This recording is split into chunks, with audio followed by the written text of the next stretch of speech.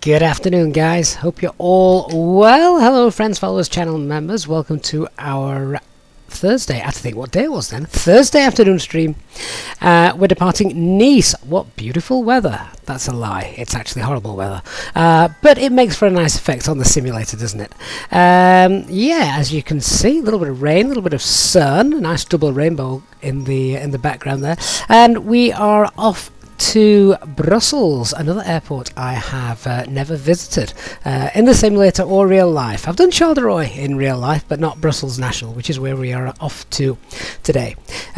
So, good afternoon, Matthew, Mitchell, Barry Bartson, Hyacinth, Loose Aviation as well. Thanks for joining us today. We're going to get started pretty soon. We'll get those passengers loaded. We'll get the packs on. Of course, I've pinned the operational flight plan into the chat for those of you watching on YouTube. That's there. We are, of course, available on Facebook and Twitch as well. So, let's get on board. As you can see, aircraft is in a turnaround state, and there you can just see the rainstorm passing over. Now, if we have a quick look on here, I don't actually think on the METAR that rain was forecast, but that said, if we zoom in on the rain radar just here, there we can see some pockets and rainstorms. So it's a great shame that the radar, the weather radar, is in op. Never mind. So let's get the fueling underway. Now, having a quick look at the weather and the forecast in Brussels, shouldn't be as bad as what it is here, but there we go. Wind 330 at 6, so nice light wind, great visibility, a few scattered clouds at 3,800 feet.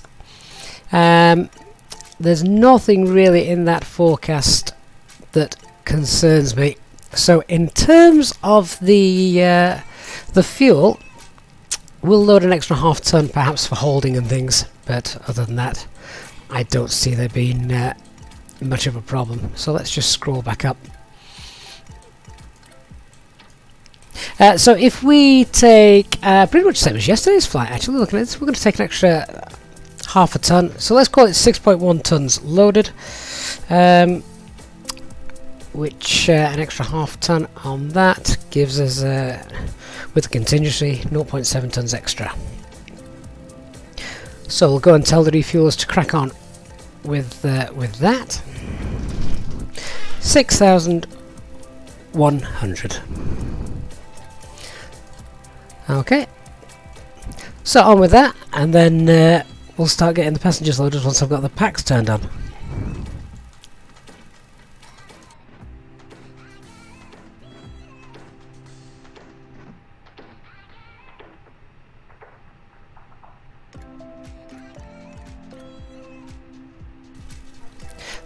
Okay, so we'll get the packs on nice and early. As you can see, fuel pumps are off, so that's APU, good 3 seconds, and we'll get that started.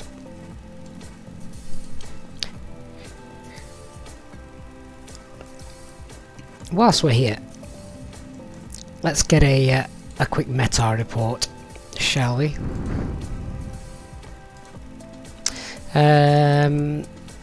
Lima Fox Mike November, and send that off. Whilst I'm waiting for that, then come on, there we go. Whilst I'm waiting for that, let's just go to the init press. 1 hour 22 minutes our flight today, and then according to our operational flight plan, we have got 167 passengers coming on board, a payload of 17368. Zero fuel weight is 58.4. Let's get that loaded in. So there we go. Current gross weight 62.3 tons, and of course we are currently fueling away as well. Right, that APU is now up and running. We'll get the APU bleed on, which means now we can start getting those passengers on board.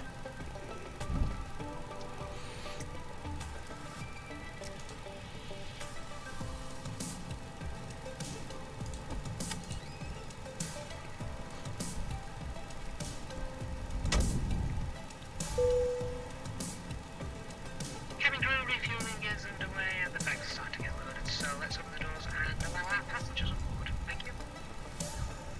No problem.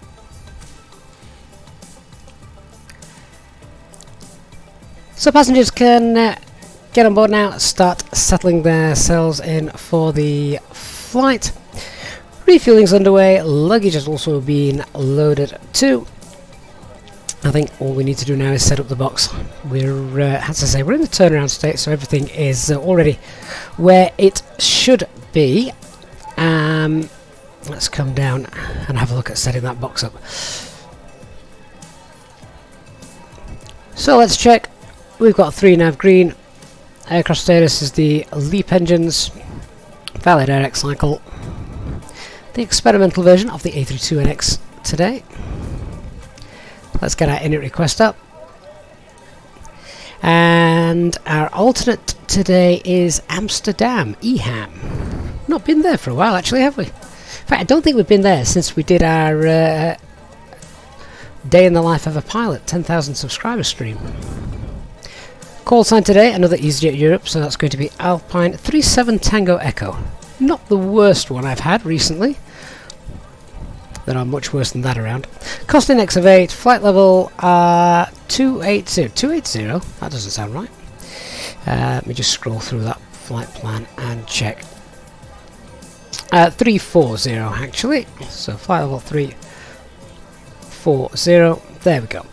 And the tropo is 41,300. So we'll update that as well. There we go. Flight plan then. Runway 22 is in use, so departure will be runway 22 left on the Irma 6 X-ray. Irma 6 X-ray and insert. Arrival is planned for runway 25 left. 25 left Zulu. and it is the LNO4 Alpha arrival. And again, if you want to know where this is all coming from, the operational flight plan is pinned in the chat, so you can check that. Now, the initial approach fix for this is now then, should be FLO Flora. That's interesting. I can't see that anywhere on those charts. Let me just double check here. I don't think it's wanted us to come in via Kerry. Kerry's all the way over there, and ANT, the Antwerp holding. Okay, so I think what we'd actually do is from Flora, just having a quick look at these charts, we'll do it a little bit more in the cruise. From Flora, we'd most likely get ATC vectors in to the ILS. So what I'm going to set is no veers for that. Insert. Well, let's just scroll through, check for any discontinuities. There's one. And then at the other end,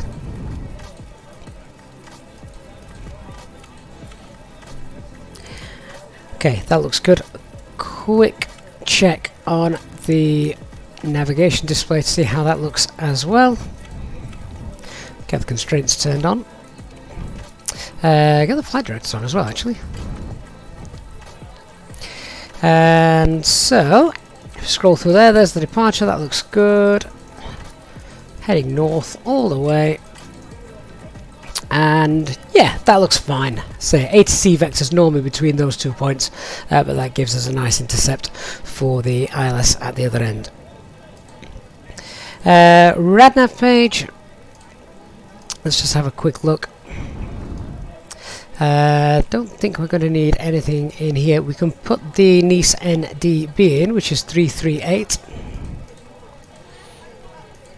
And again, that's just so we've got some sort of situational awareness. Onto the init B page then. So our zero fuel weight, as said earlier, is 58.4. Zero fuel weight centre of gravity 31.8. The trip wind for the flight today is a very minuscule tailwind of 4. And our planned block fuel are 4.6, and we're taking, well, we've got 6, so 6 tons.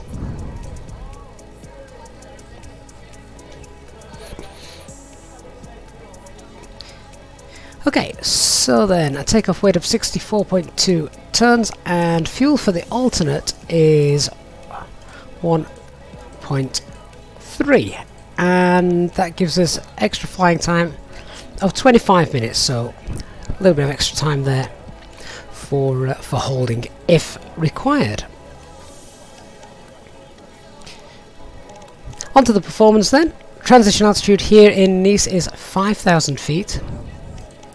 Thrust reduction and acceleration is 1012.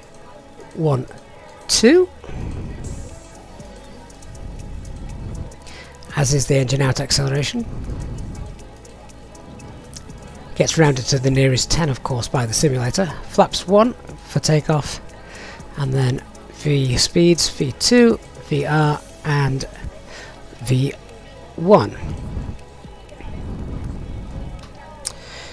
Okay, well, let's have a look at the briefing then. So, first of all, let's start with the weather. Not the best today. We've got a wet runway. It's going to be a toga takeoff anyway. But yeah, wet runway. And did that weather report come through, actually? There's that company message. Let's just have a quick check on that and see what it says. Yeah, so few cloud of 1,300 feet, broken 8,300. Visibility is good though, QNH 1014. So we'll just change that. So if you can just bear with me 1 second, the George alarm's going off, which means there's somebody at the door. That'll be the postman. I shall be back in 30 seconds.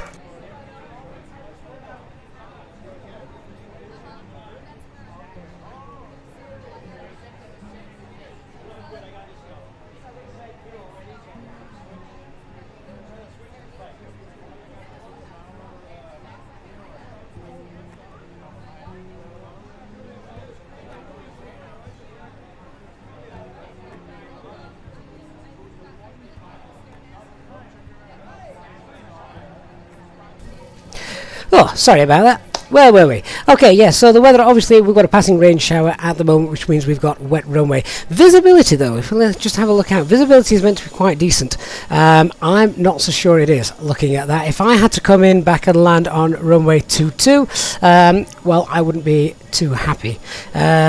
So, there's a potential there if anything goes wrong straight after departure, would I want to return to this airport? We're below the maximum landing weight, so that's not so much of an issue. But visibility-wise, that doesn't look great. In that case, we do have a couple of other airports around us. We've got Marseille, and we've also got, which we could use if we had a major problem. If I just get the chart up here, we do have Cairns Airport, which is basically the way that we're departing Cairns Airport. Let me bring the chart in, you can see. So Cairns Airport is just where are you? What's the ICAO code? Lima Fox Mike Delta. So hang on.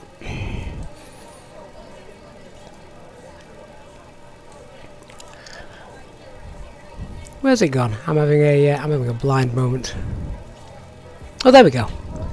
So we do have Cairns Airport. Now, it's not the longest runway in the world, but it is a runway. About 1,500 meters, so we should be able to get in there.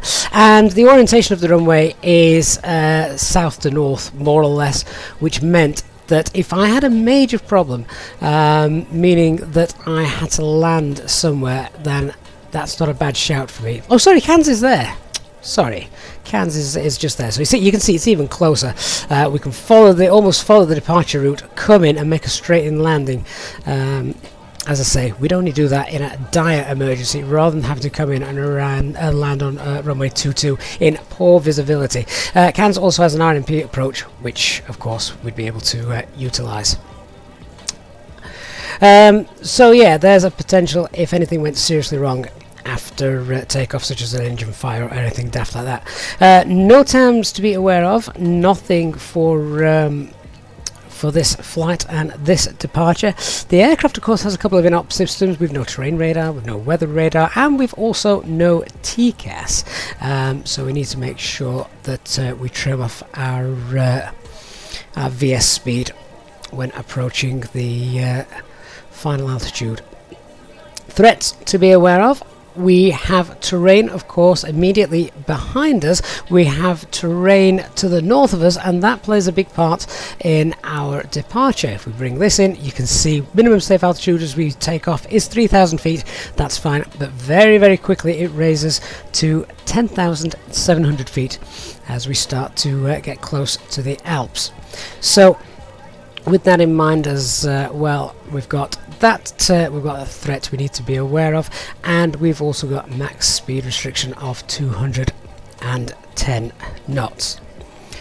So they're the threats, and also the potential of what to do if we needed to get back into an airport very quickly. Let's have a talk then about how we're actually going to carry out the departure. So we are parked at stand 42. We're going to push back facing south. We'll then taxi via Charlie Tango uniform all the way up to Hotel 1, just here. We'll cross runway 22 right, we'll check for traffic, we'll then hold at Hotel 3, and then we'll depart 22 left. Autopilot will go on very quickly, and we'll just check the coding of this, making sure that's all right. Initial climb out will be to 7,000 feet. In the real world, ATC would give us that. However, it's going to be 7,000 feet for us and a max speed of 210 knots. Let's just have a look at the characteristic speeds for that. So looks like we're going to be flaps 1. So we're going to go 192. Let's just set that. So we're going to fly at S speed until we pass that first turn. Sorry, it's not the first turn, is it? But the waypoint, Mike November 226. So we'll fly that at S speed in flaps 1 configuration. After that, then we can clean the aircraft up and obviously accelerate away. Okay, so that should all things go to plan. Emergency brief. Anything happens on the ground whilst we're taxiing, we'll make a call on Unicom, stopping the aircraft of course. We'll check the ECAM, run any ECAM drills as necessary, and obviously try and fix the problem if we can. On departure, if we have any problems or warnings before 100 knots, then we'll consider stopping, but after 100 knots and up to V1, we only stop for uninhibited ECAM warnings, cautions, engine fire or failure, and that's with or without thrust loss, or if we think the aircraft is completely unsafe to fly. If that's the case, I'll call stop, we'll go max reverse, keep the aircraft nice and straight on the runway, and I can also use manual braking if the auto brake isn't stopping as well as I think it should, particularly as the runway is wet. If we've had a fire warning as well, I shall point the aircraft into the wind. Once we've come to a stop then, can stow the reversers, set the parking brakes, and then we'll just pause, take a deep breath, and ascertain why we've stopped. Again, checking the ECAM for any failures, and we'll also check for any fault lights. Once we've established the cause of the failure, we can complete the ECAM and vacate the runway. Of course, if we had a fire indication at that point, then we would look to run the evacuation. Failure after V1, committed to takeoff, so we get the aircraft into the air. If it's an engine failure, we'll fly using a standard technique of 12.5 degrees pitch, using the rudder to counteract any yaw. Once the aircraft has a positive rate of climb, we'll get the gear up, trim out that yaw, and engage the autopilot. We'll need to pull the heading bug nice and early, as this is a standard engine out procedure, meaning we do not want to continue following the SID. So pull that heading bug nice and early. After that, then we can secure the engine above 400 feet. Once that's secure and we're above the single engine acceleration altitude, we can push the level off, accelerate, retract the flaps and schedule, and then at green dot we'll go to open climb and set maximum continuous thrust. Once we have reached 1600 feet, it's a left turn to the Neraz holding point. Holding point entry is 297 degrees and the hold is right turns. Hold there, and then we'll decide what it is we're going to do. And just so we all know where Neraz is, Neraz, if we just zoom in a little bit on here, Neraz is just there. So I'm going to pop Neraz in case we need it to the prog page.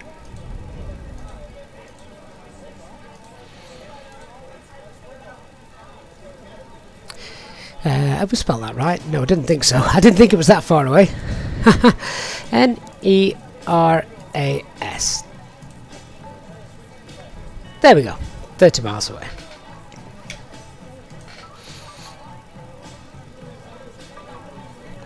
Right, so let's just double check the waypoints that we have there. That looks pretty good to me. So we should have Mike November 222, 223, 224 and 226, which is where the speed restriction is.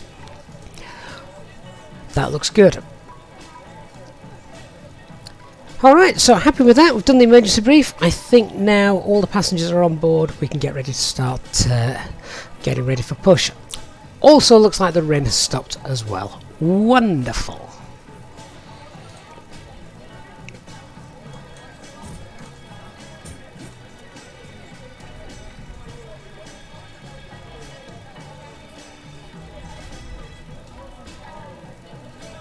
Hi Gavin, all the passengers are on board and we're ready to go. I'll bring you a cup of tea after we've taken off.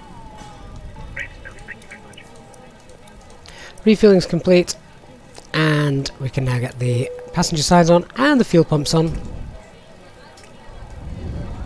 I'll also lock that flight deck door.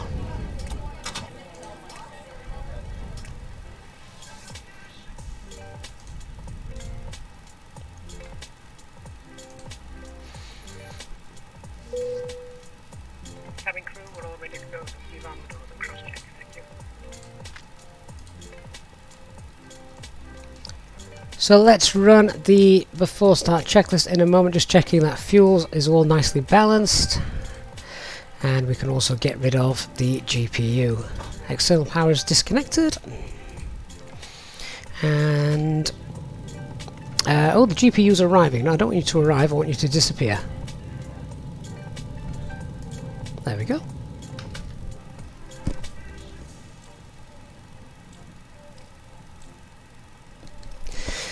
Now, what have we got there on the overhead? Why is the electric pump off?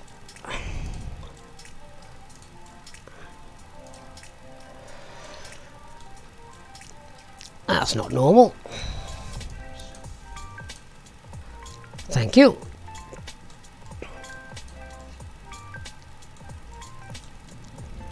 Christian, hello mate. They want to bring me a cup of tea. Well, not until after takeoff. We'll let them back in after takeoff. Let's run the before start checklist. So, cockpit preparation is completed. Signs are on and auto. Adheres 3 green and fuel quantity is 6060 kilograms. FMGS is set. Altimeter is 1015. Let's just double check that.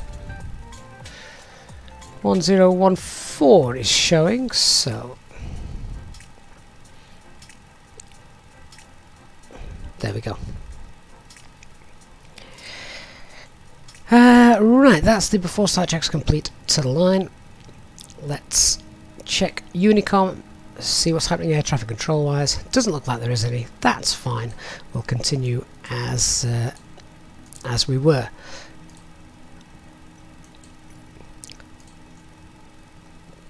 We'll call our tug. Looks like another rain cloud passing over. Cockpit to ground. This is ground. Stand by.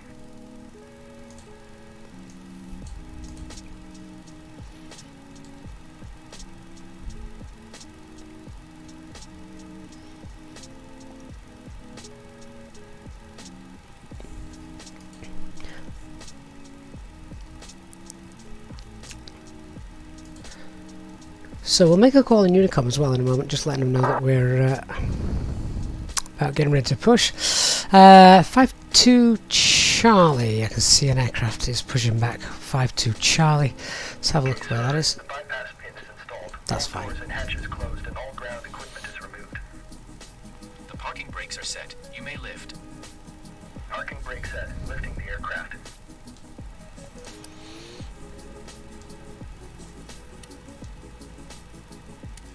Standing by for pushback. Okay, so Nice ground, Alpine 37 Tango Echo, stand 4-2, pushing back, facing south. Let's run the before start checks. Below the line, windows and doors closed and armed.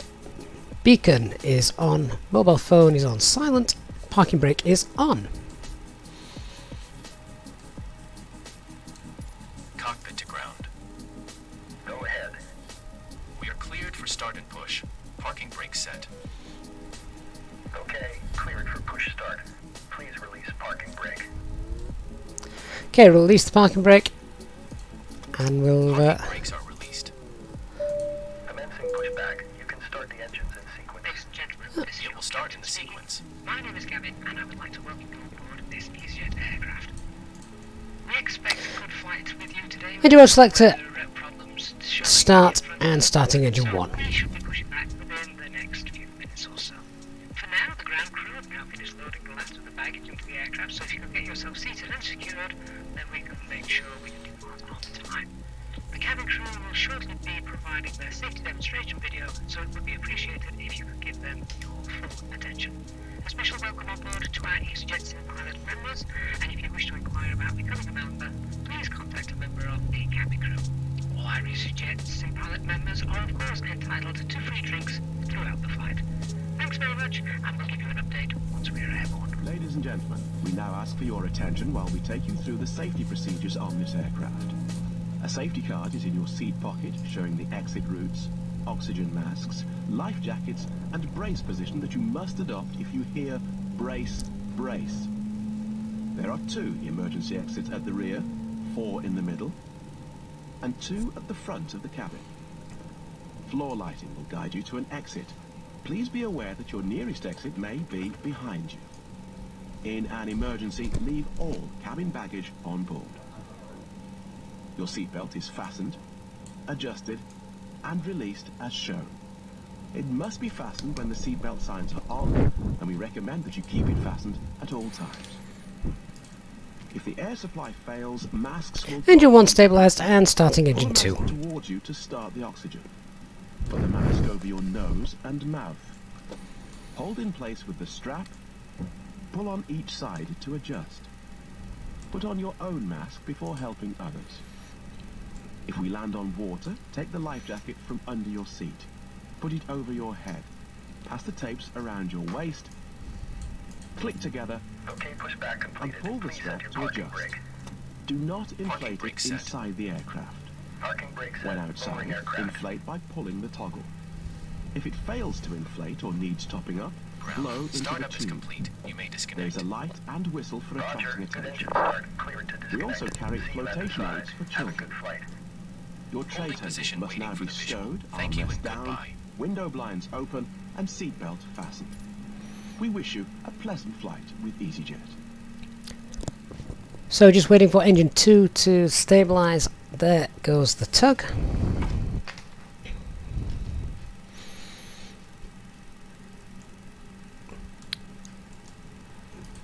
Okay, while we're sat here then, let's do the flight control check, then we'll announce our taxi on Unicom. So,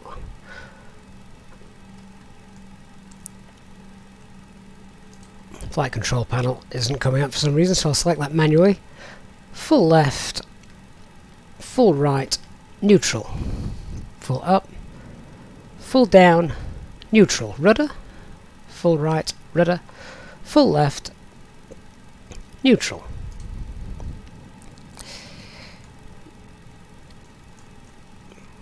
And then the after start flows.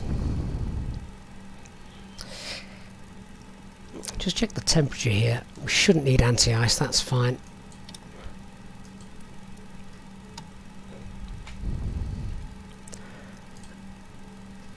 And I've lost my mouse cursor. Come back. There you are. 31.8. That'll do. After start checklist. Anti-ice is off. ECAM status is checked. Pitch trim is set. 31.8. Rudder trim 0.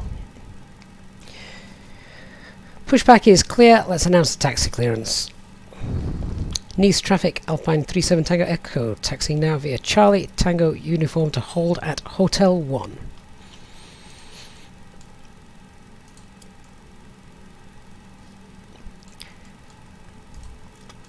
And parking brake is set. I've also popped on the weather radars and predicted wind shear. Sadly though, they don't work.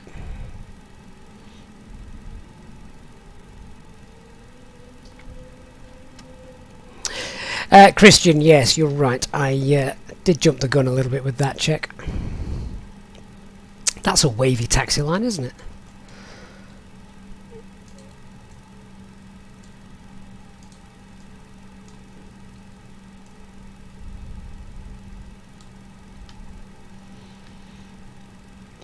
So taxi down here all the way to uniform and making a left turn. Hopefully we'll not crash into the fuel truck. Hopefully it's going to wait for us.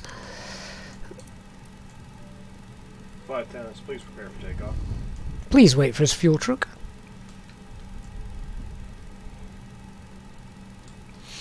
You're not going to wait for us, are you, fuel truck? No? Okay, well. Let's hope you're empty, shall we?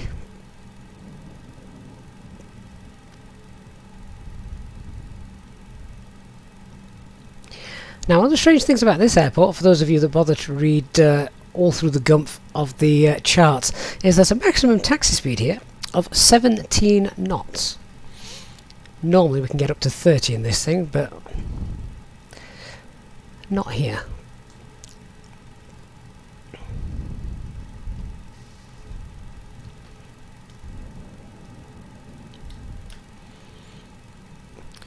I love how there's little scuff marks during the turn sections. Here we go, this is taxiway uniform.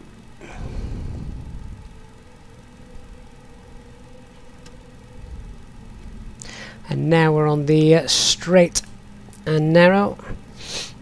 Let's go through our PEDS check. So our performance, no change to the performance, QNH 1014.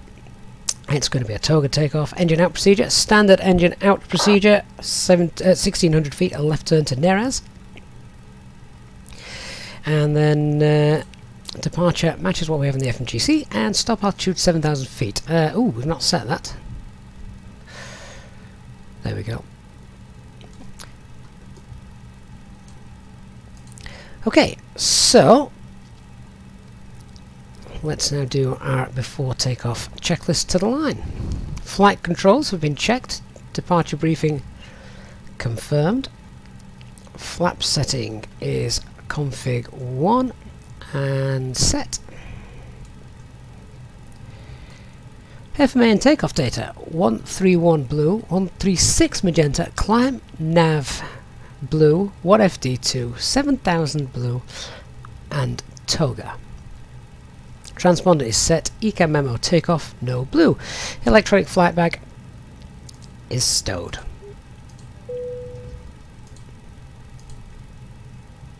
Cabin crew seats for takeoff, please. Hey Nick, how you doing, mate?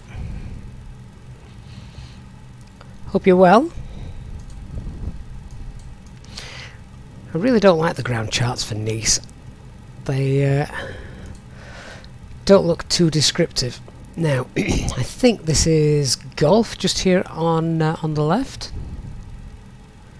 Yeah, Golf and Echo Golf. We're going to continue down here. We're going to take our next right, which is Hotel 1. That's where we're going to stop.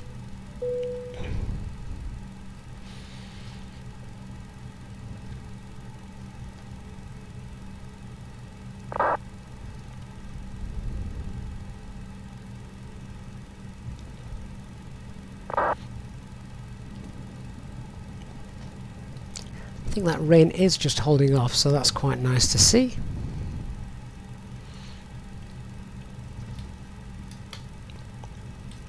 Strangely enough, here looking through the charts, I can see that this airport has had the Antonov 124 visit occasionally. Doesn't have the 225 though.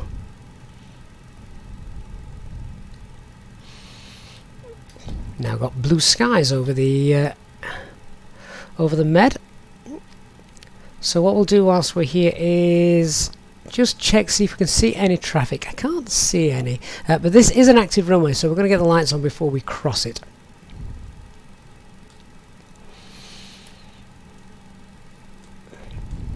Nice traffic, Alpine 37 Tango Echo is crossing runway 22 left to hold at Hotel 3 for 22, correction, is crossing runway 22 right to hold short at Hotel 3 for departure on 22 left. So we'll get those strobe lights on. And we can see that aircraft departing ahead of us, that's okay. We'll just keep an eye on that left hand side.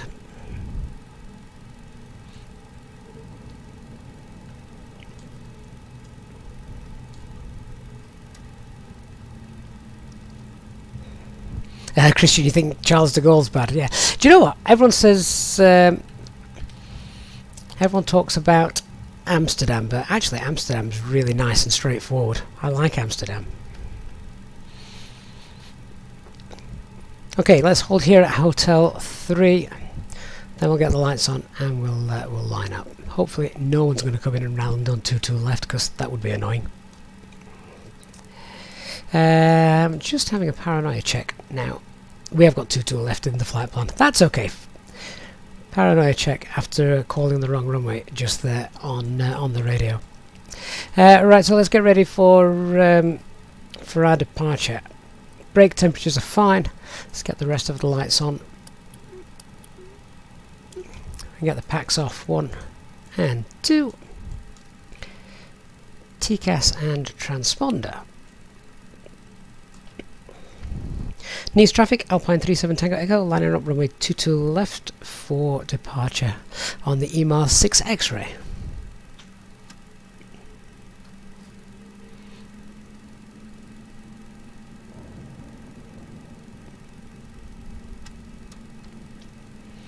Before takeoff, checklist below the line.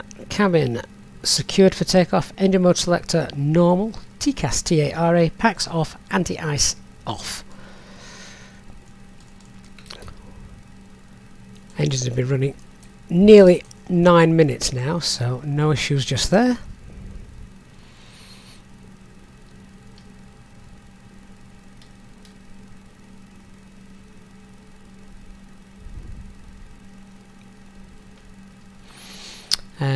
We've just stopped a little bit. Let's see if we can get a better lineup on that runway.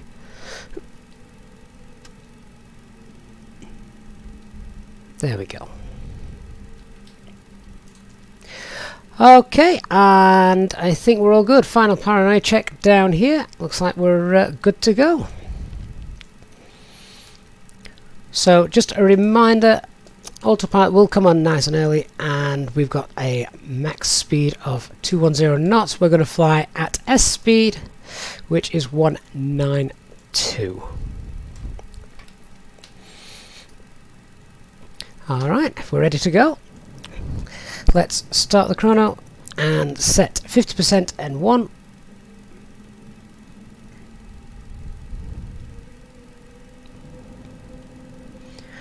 Engine stable, set takeoff thrust. Man toga, SRS.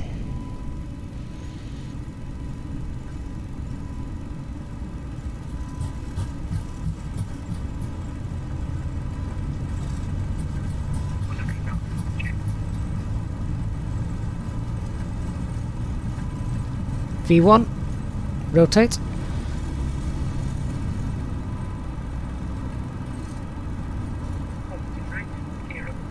Nav.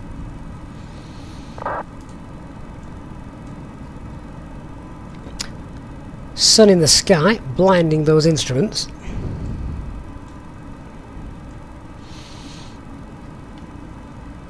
Making those a little bit difficult to read.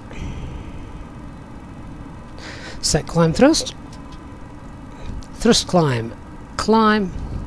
Autopilot 1 now engaged. Pack 1 back on.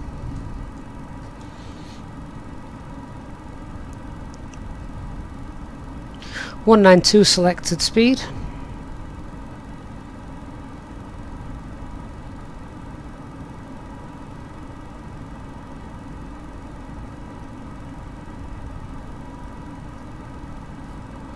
Pack 2, and no ATC around, so I'm going to set a higher climb altitude now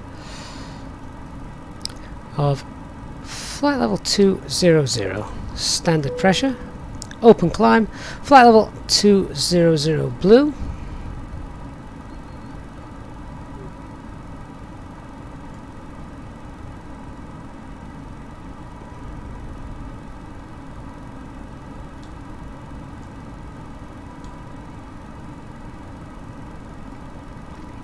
Holding 192 on the airspeed.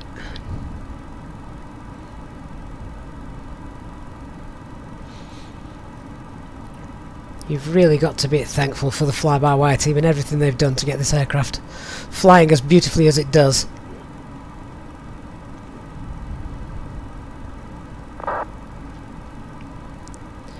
So turning away from the south of France because, well, they don't like noise. So we climb out over the sea, and then when we're high enough, then we're allowed back over the land. You're not allowed to fly over the land at below 5,000 feet.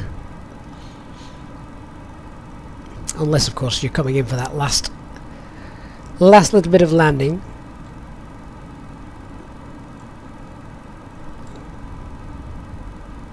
So the speed restriction just coming in on your navigation display now. Once we're through here, then we can select manage speed, accelerate away, and clean up.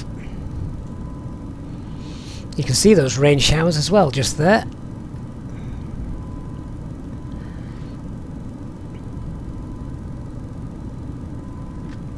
Requin 02, what's the difference between climb and open climb? So climb would respect any constraints you've got, open climb does not. We recommend that you keep your seatbelt fastened whenever you are seated. Toilets are located at each end of the cabin. Remember that smoking is not permitted at any time. This includes e-cigarettes. Get those lights off now.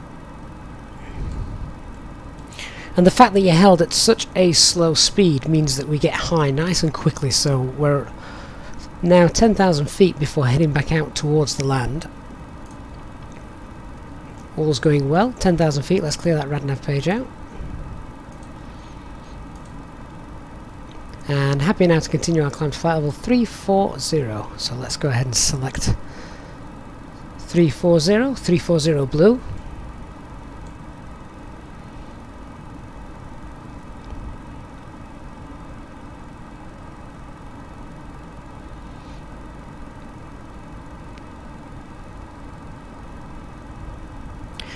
(2,900 feet per minute). It's still comfortable, passengers won't be too concerned about that.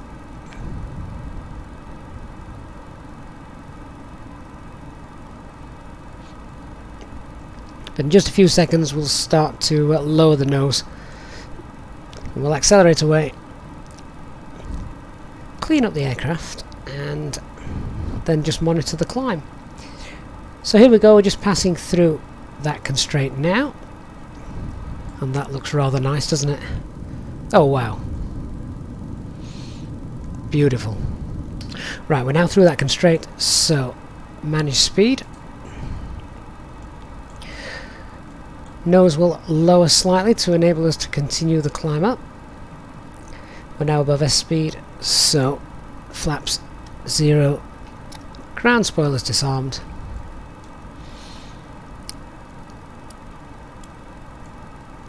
Release the cabin crew, and I think we're going to be above all the fluffy white stuff, so hopefully no turbulence to worry about. We can also release the passengers as well.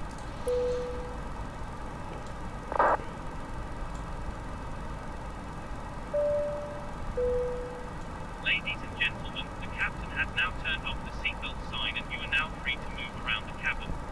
We do recommend, however, when in your seat, that you keep your seatbelt fastened at all times in case of unexpected turbulence. The toilets are now available. Please contact a member of the cabin crew if you require assistance. Thank you. So Tundi, will it be possible to simulate a failure like an engine? You want to see the procedure. FlyByWire are looking at implementing failures, just not yet. And then when it happens, and we can do it properly, then we'll perhaps have a look. But if you come down here, look, you can see at the moment this doesn't work. Oh, it might work, to be fair. I didn't press any. I don't really want to fail my captain's primary flight display, but I presume more is going to get added to that over the coming weeks and months. Vincent, how did I get the VATSIM messages back on screen? I think it might have been Nick popped something in our Discord and told us that Azobo added a sneaky little tick box menu option to one of the general settings. In fact, it was the accessibility options, I think, to be able to pop that back in. And it's to show software tips or words to that effect.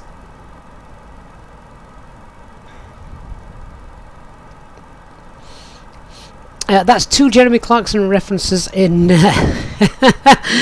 in one stream. Surely that's enough. Next we'll be talking about farming. Can't just sit and look at the pretty scenery all day, Christian. Now, having said that, I've released the passengers. Seatbelt signs are off, but we're about to start heading out to the Alps, so might get bumpy in a moment. Expect to hear self-loading cargo screaming away in a couple of minutes. Hey Klaus, how you doing? Software tips, that's the one. Thank you, Nick.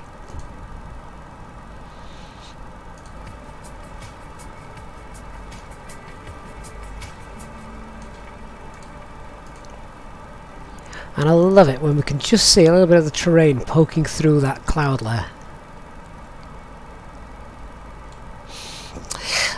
So what's the biggest threat then at the moment? Can anyone tell me what's top of the agenda right now that I'm thinking about, just in case anything did go massively wrong.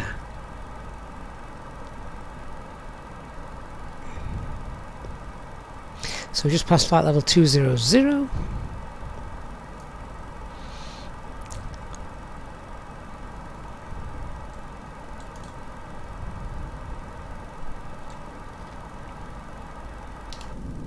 Velox, hello my friend, hope you're well.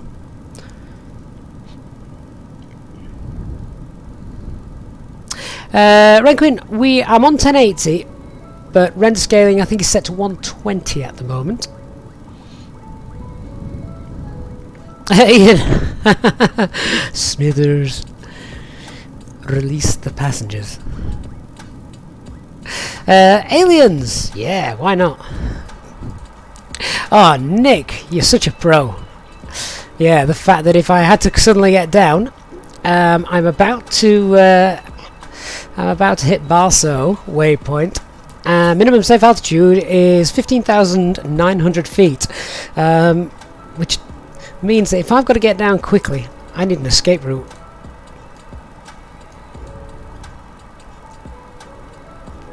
And that, of course, is back the way we came. So anything crazy happens, we do a 180.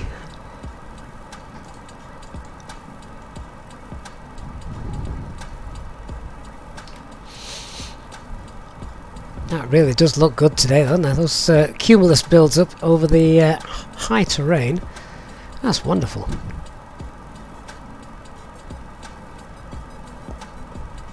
Sun should just be dipping low as we get to Brussels. And the runway we're planning to land on, runway 25. 25 left. Bit of a threat there, the sun's going to be in our eyes. Something else the simulator does well though, because you'll all be aware that when you're looking up at the sun, if you look back down, suddenly you're blinded a little bit. So that works really well.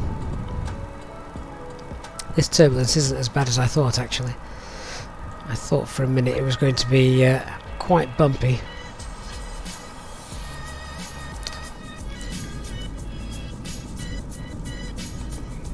Blinding white cumulus clouds. What's that over there? Don't want to be flying through that.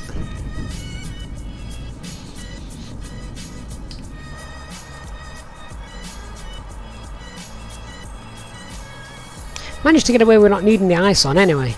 There's a thin veil of cloud just there. We'll keep an eye on the sat and see if we'll leave that on.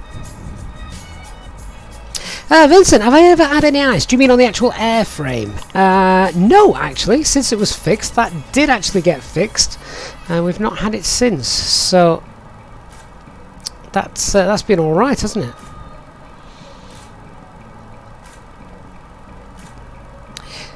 So these clouds that we can see, for anyone that's downloaded the operational flight plan today and had a look at the SIGMET charts, you'll know that we basically just got isolated embedded cumulonimbus clouds up to 41,000 feet. So that could appear at any time, and that's essentially for half our entire journey. So without a working weather radar, we'll keep a lookout.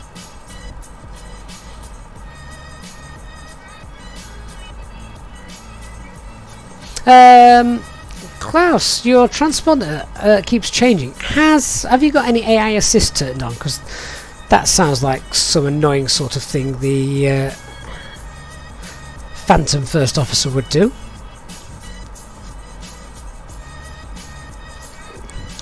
Christian, that sounds very much like our flight into Nice yesterday. We didn't see a thing.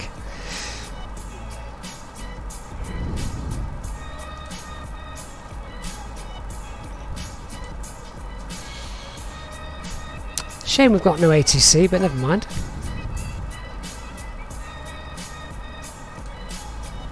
Thomas, thank you so much for subscribing.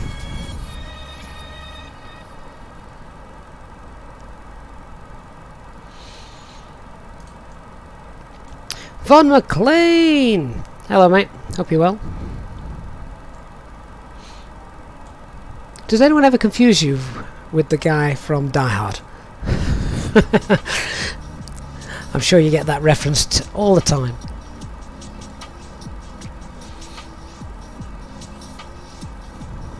A little mountain poking out just there.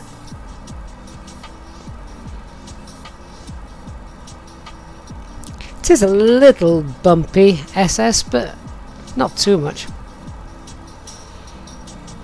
Ian, you watched the video on my settings earlier, so you've applied it to your sim, except for the render scaling, because you only have 1060, but it made it look fantastic without killing performance, and I think that's the trade-off, isn't it? You want a smooth performance as well as the nice looks as well.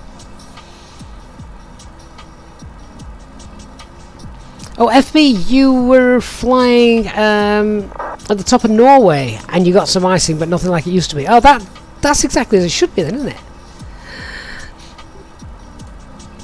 Yeah, nice. Glad that's worked out.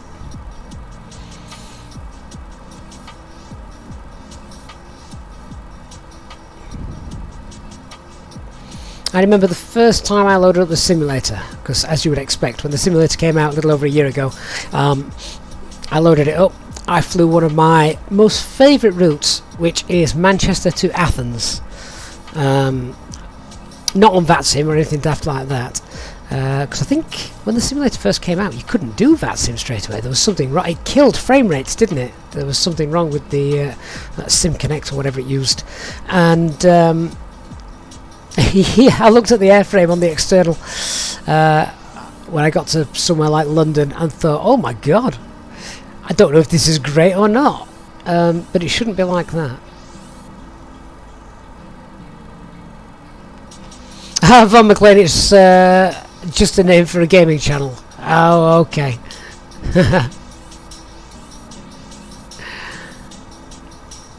SS, yeah, you would feel the bumps, but you wouldn't be too concerned about them.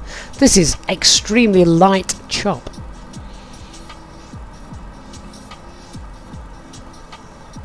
Right, Rev, did I get past the English channel without the sim crashing? You mean on my very first flight? Oh, I did not have a sim crash for about 6 months when the game first came out, and my first sim crash was because I opened the VFR panel map, and if you remember there was a time where that was bugged and didn't work, so kind of my own fault, I guess. 1,000 feet to go.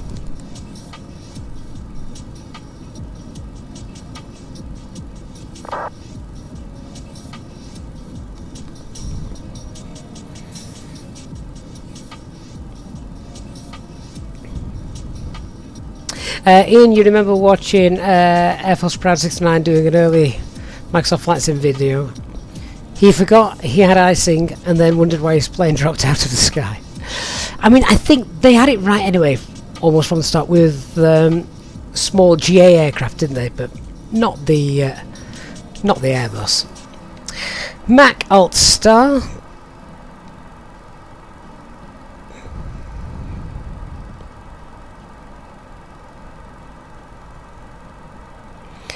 And we'll get Alt Cruise in a moment.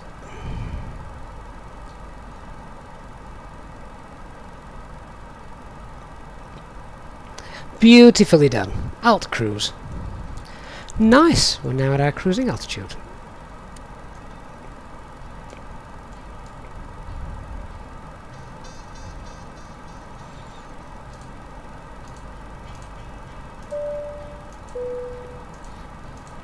Ladies and gentlemen, from the flight deck once again, just to let you know that we've reached our cruising altitude for today, and we are not anticipating any major delays or bad weather ahead, so we should be arriving on time as planned. The cabin crew will now start to make their way around the aircraft, so please make sure that the aisles are clear of any items you may have, and I invite you to sit back, relax, and enjoy the flight. A reminder that our Easyjet Sim Pilot members are able to take advantage of free drinks throughout the duration of the flight. Thank you, and we shall have an update for you shortly. Hey Wayne, I knew you were on your way here. Thin veil of cloud. Oh, we don't need the ice, we're okay. You've missed nothing exciting, which is good. That means we've not done anything wrong. Thomas, did you just see a VPilot message come as a tip? Yes, you did. It used to always do that, and then Sim Update 5 screwed that up. They added a secret message, a secret option in the assistance options. That was poorly fragmented, wasn't it? But it's called Show Software Tips, I think it is. Nick will let you know if Nick's still in the chat, 'cause I can't recall offhand what it was. Right, so we're inbound Cairns, about 20 minutes into the flight. Let's check the fuel, see how we're doing.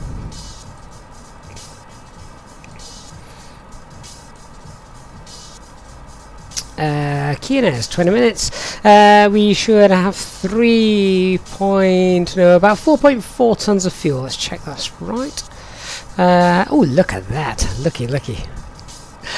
Sue was asking me yesterday, does the fuel burn on the OFP match up with the aircraft? And I said quite often than not, I'll say what I expect to see. I'll look over and see exactly what I want to see. So there's another example of things all working correctly. I'm just going to cycle those SD pages.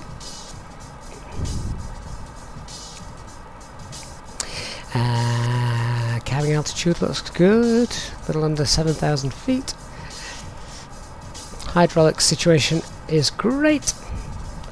Check that fuel, 4, 5, 6 tons, spot on. No fuel leaks. AP obviously not on, 24 degrees in the cabin. Windows still closed, on doors armed, etc. Brake temperatures are fine, all computers working, system status is normal. Let's sit back and chill. We'll be on the ground in 1 hour, so plenty of time to do our brief. Rick Wynn number 2, have a great day my friend, hope you are well and safe flights to you. Christian, while we're on the topic of bugs, your favourite was the engine one out when you turned off the APU, so you had to leave it on for the whole flight. This was so unsatisfying in terms of realistic. It also burnt through your fuel. Beeline, is it less bumpy over the Alps than it used to be? I think it all depends on the weather. I mean, have a look at the weather as well. We've got only a very, very slight wind just from the left, from the west, 10 knots, so not too much to worry about. Ian, how come no weather on the fly-by-wire when the default seems to have? Because the fly-by-wire experimental version, the dev version has it and the stable build has it, but the experimental version with the custom the custom flight management system is all hang on, we're frozen. Ooh, don't do that to me. It's all being coded in from scratch, so it's sort of yet to be built.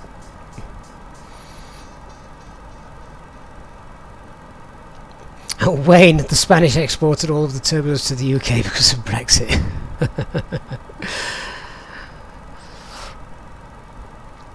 Right guys,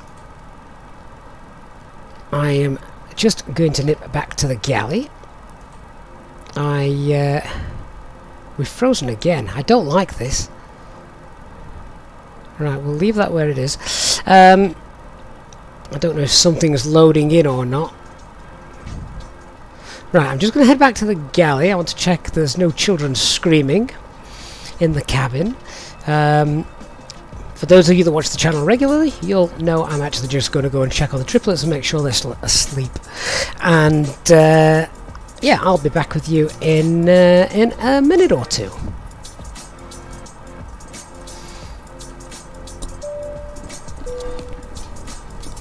In just a few moments, we'll commence our in-flight service, offering you the chance to purchase a selection of hot beverages, together with drinks and snacks from the bar.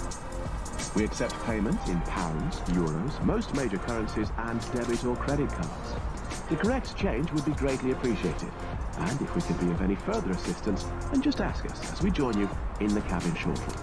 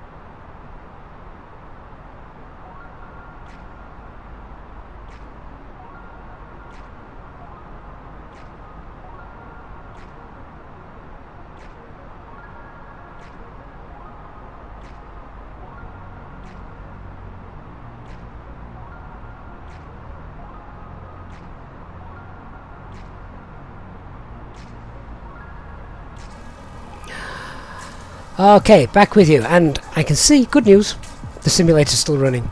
Well, how many people get those little moments where for sort of 2 or 3 seconds it just freezes and you think there's a crash to desktop on the horizon?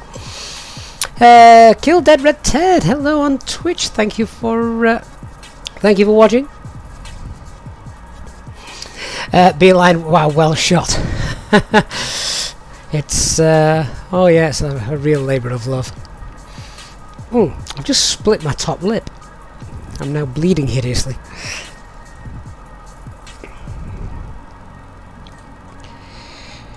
$34,000 feet.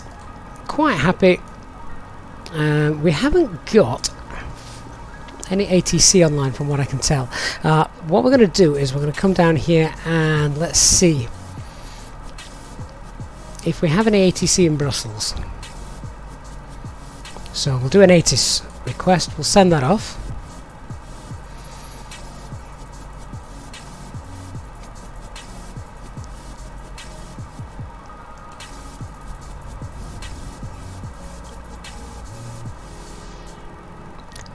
Company message, well that came through fast. Oh, it doesn't look like there's anything going on in Brussels. Oh well, never mind. But I will go ahead and get the latest weather for Brussels. See what's happening there. Send that off.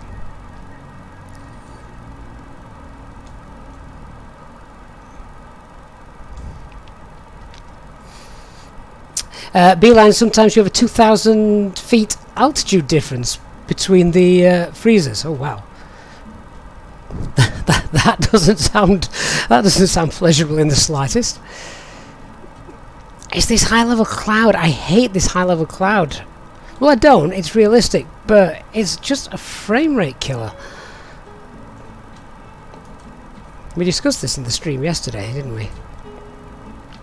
What we got in Brussels? Wind 360 at 4.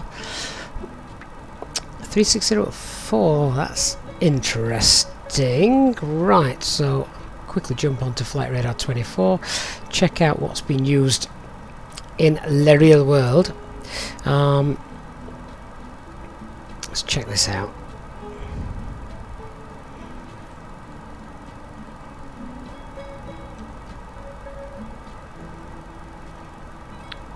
So, oh no, that's fine at the moment as it is. To runway 25 left, still in use for landing. So that's good enough for me.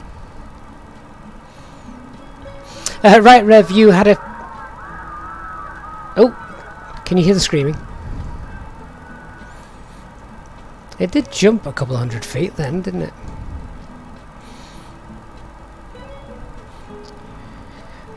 Shall we see if we can climb above it? Go on then, let's go 380. Okay, so we'll set flight over 380, thrust climb, open climb, 380 blue, and a new cruising altitude, 38,000. We can clear Nero's out of there as well, don't need that. See if we can get above it. Yeah, so after a 10-hour flight, if you get a little moment like that, I'm not surprised your soul nearly left your body.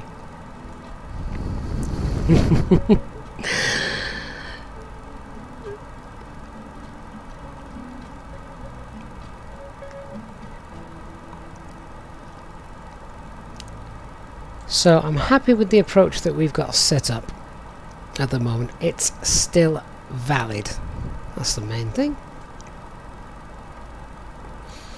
It's a shame about this high level cloud because we had quite nice views, didn't we, of the fluffy, nice cumulus clouds underneath, a few cumulus congests as well. Or to put it in HD terms, we had some fluffy clouds and we had some fluffy clouds that were getting bigger. Kill Dead Red Ted, thanks for the host.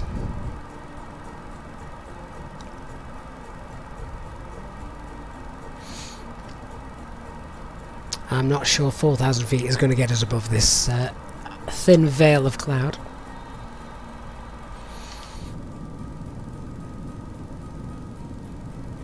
Looks neat though.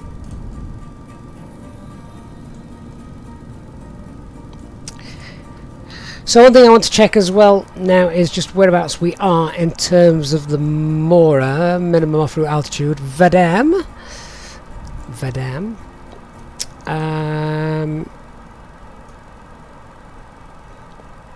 Right, so we're just moving into Swiss airspace.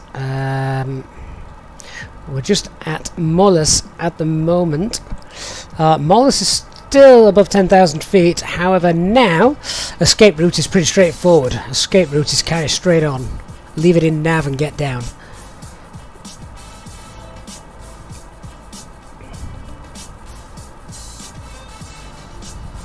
Killdead Red Ted, I have a few people telling me this is happening to them. I don't know if anyone who's watching the stream today can help us out with this.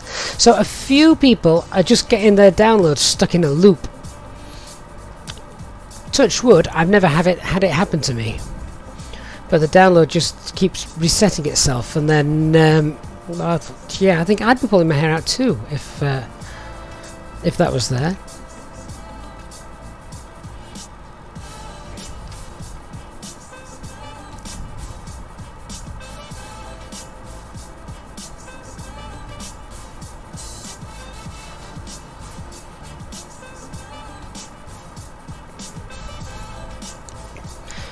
Okay, coming up on 380. I think we have got slightly above it. Might have helped those frame rates a little bit, but not much. We'll get to this cruising altitude, then we'll start having a look at how we're going to head down. Mac Alt Star. Then we'll get the charts out. And Alt Cruise. Right, so now we've reached our cruising altitude. Let's work out how we're going to get back down. So, starting with the star, the one we are doing is the LNO 4 Alpha. Let me just double check that. Yeah, the LNO 4 Alpha, which begins at Olono. Or Olno, however you wish to pronounce it.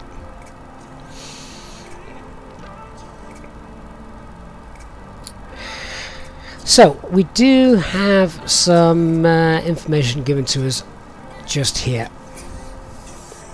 So we need to arrange to cross the initial approach fix, which is Flora. That's a VOR, we'll pop that in the RadNav in a bit. So we're going to arrange to cross the flow VOR at a maximum of flight level 80 when runway 25 left and right in use for landing. Well, that's fine because obviously we're cleared down to flight level 70 after passing LNO, so we can get to flight level 70 by Flora, no problem. Now, does this give us any sort of distance from Flora to the ILS? It doesn't.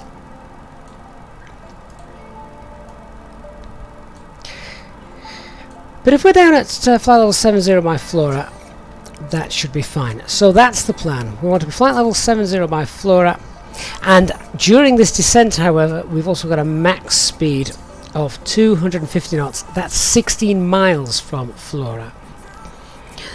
So we will just pop FLO in the RadNav page.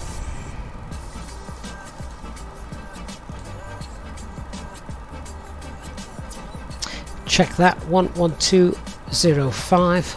11205, yeah. Let's get that turned on as well, so we can see when we're going to pop, when we're going to pick that up. CVA. Okay. A little strange, I expected to see FLO just there. So we can use that to help with our descent. So let's work out, first of all, first thing we're going to do, obviously we're going to start our descent. When are we going to do that? We are flight level 380 and I want to be at flight level 70 by the time we get to Flora. So that's going to be 33 93 miles away. We've got a slight tailwind and we need to slow down. So,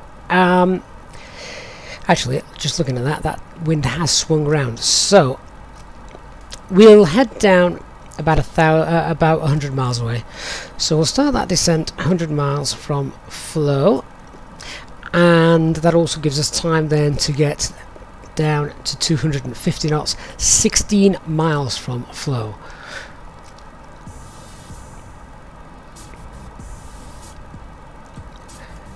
So 16 knots, we're going to slow down to 250.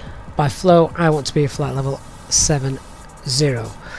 From there, we are going to direct ourselves in for the ILS. If ATC were online, of course, they would give us vectors. As they're not, we will vector ourselves in. A low platform altitude there, but it's a mandatory altitude of 2,000 feet at 5.8 miles out. To be fair, I will most likely have picked up the glide slope well before that.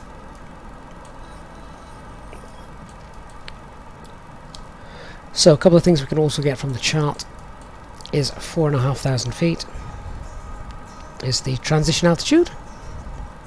Platform altitude 2,000 feet. Minimum safe altitude on our approach is, it's quite low, isn't it?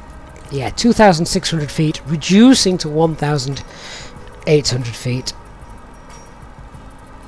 Visibility is 10 kilometers or more in Brussels, so it's going to be a Cat 1 approach with a decision altitude of 350. That ILS frequency 110.35. Elevation of the airfield is 150, and missed approach altitude is 4,000 feet. There is a max speed restriction as well in that left turn. So heading 105, and that max speed is 185 knots. So we'll check those V speeds, not V speeds, characteristic speeds, as we approach that.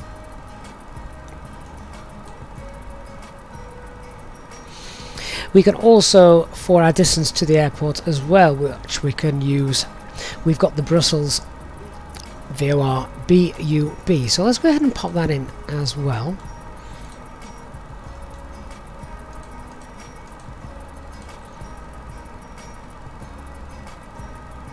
We're 218 miles from FLO, and BUB.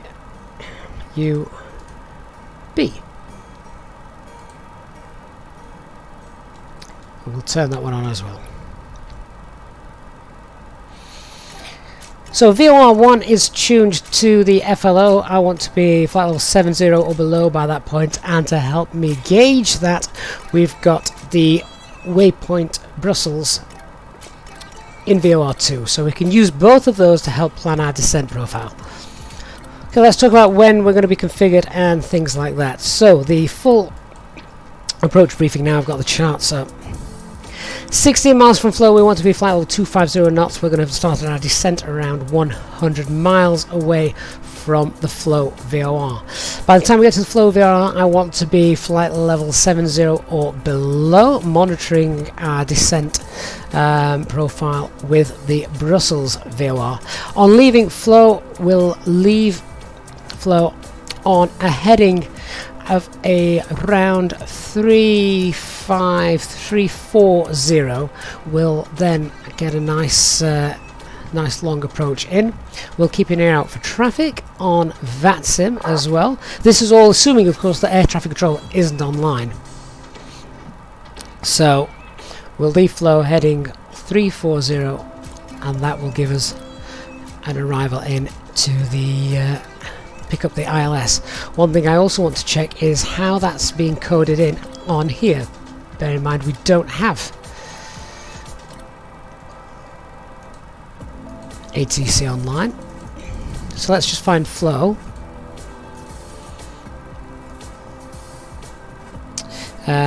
Let's just zoom out a little bit.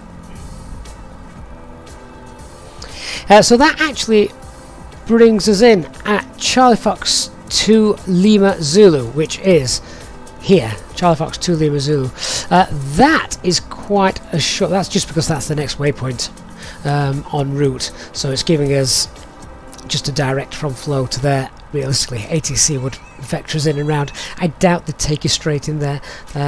Although to be fair, what we got that is that 5, 6, 7, 8, 9, 10. Actually, we could do that. It's a 10-mile final. Nothing wrong with that. So slight amendment. We'll leave the aircraft then in nav mode, and we want to make sure that we are 2,000 feet when we are at Charlie Fox 2 Lima Zulu. Okay, so that's pretty straightforward then, isn't it? Nothing else I think we need to say about how we're going to make the approach. We can remain in config 1 as well, then depending on how we're doing descending wise, we'll get flaps 2 to meet the glide slope whenever that happens between these two waypoints. So we'll have the lander system turned on by this point, and we'll be able to see that. I'll bring us nicely straight in.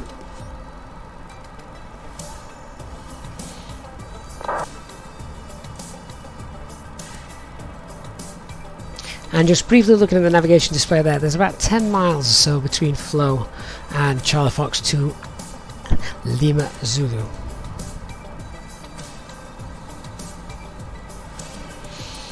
Right, I'm going to get the latest weather, and then we'll put that into the approach page.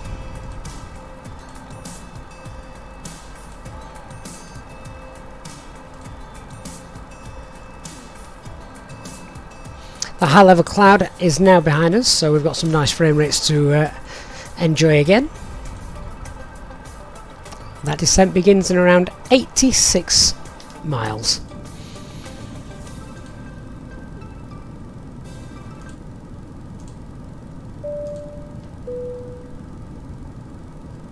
Ladies and gentlemen, take full advantage of your tax-free allowances today and make some amazing savings with our boutique range. In your in-flight brochure, you'll find details of our award-winning selection of gifts, most with massive discounts, some of which are exclusive to you as an Easyjet customer. Make the most of your opportunity to shop and save from the comfort of your seat. If you'd like to see any products, have any questions, or would like to make great savings, then just ask us as we join you in the cabin shortly.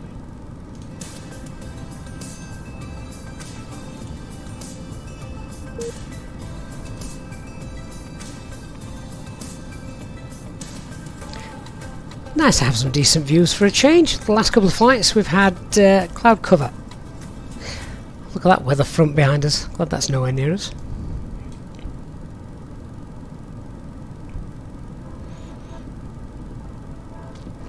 Oh, Mersey Blues, how you doing? You having a problem with crash to desktops? Well, I'm presuming you've emptied your community folder and tried. SS, you've got a question. Why not brief for a Cat 3 if available? Pull the autopilot for all VMC approaches. Because you can't really do an auto land if the airport isn't set up for it.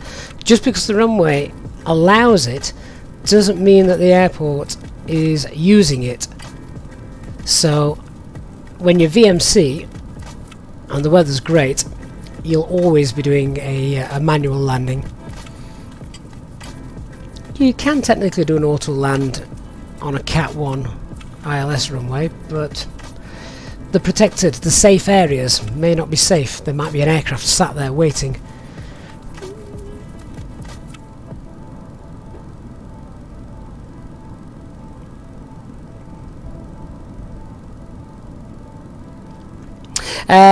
Whilst I was doing that brief, Wayne, were you chatting about the Orlando stars? Yeah, they're all daft names. Things like Piglet and Tigger. It's very clever.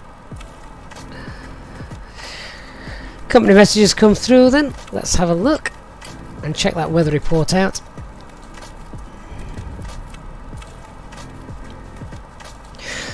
So what do we got? Winds are 360 at 4. Variable. So winds are going to be coming from the right hand side, the north. 20 degrees, QNH 1017.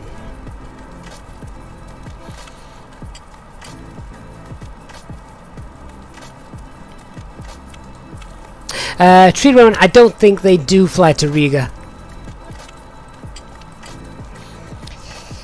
But that's the beauty of a simulation. Right, onto the performance page then. Let's get that all popped in. So QNH is 1017. Temperature 20. Wind is 360 at 4. Transition altitude is 4,500 feet. And that decision altitude is 350. And we're all set. Now, if you recall, the go-around procedure called for a max speed of 185 knots, so we'll be flying that go-around procedure with flaps 1 if we need to. Woolsman, hello! Not seen you for a while. Hope you're well.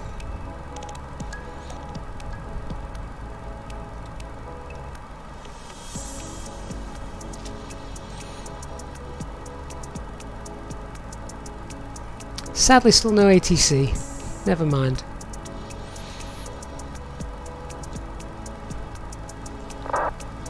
It's a sign that everybody's going back to work, isn't it?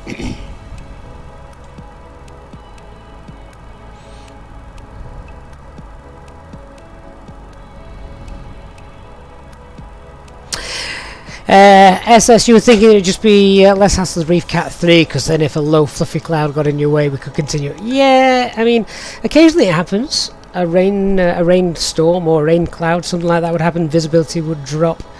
But for that to happen and you be at 350 feet and still not to be able to see the runway, that's incredibly rare. And you know, if your aircraft if you've got aircraft on the ground that are in the protected and the safe zones, then you can't fly an auto land because you don't know if you're getting a accurate signal. Steve, turn on default ATC just for fun. Where is the fun in that? Wilson, you've just been busy with work. Glad to hear it.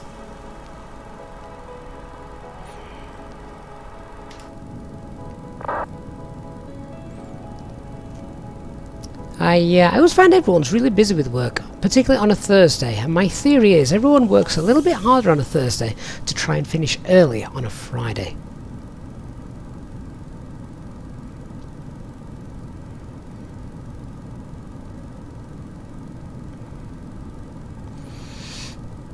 HD, have you been loitering? Good afternoon.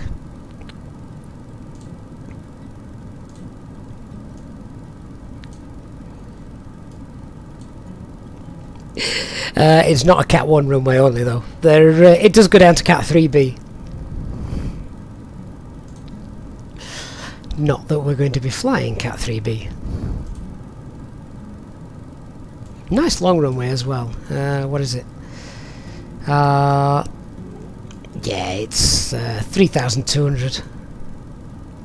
3,200 meters.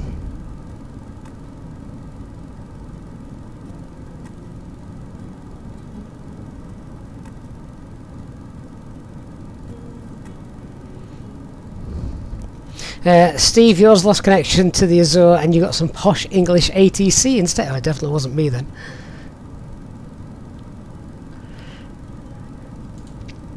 HD, I'm more or less on mute. Oh, there's a sign of someone who's fed up. Or a sign of someone that's meant to be listening to their other half's instructions.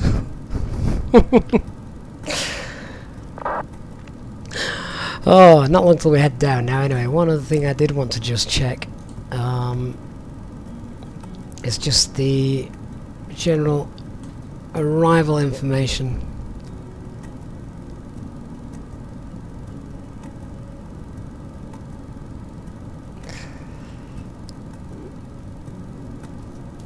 Making sure, see if we have any specific information with regards to vacating the runway on arrival. It looks pretty straightforward, but you never know. Simultaneous independent IFR approaches on runways 25 and 25 left. Fair enough.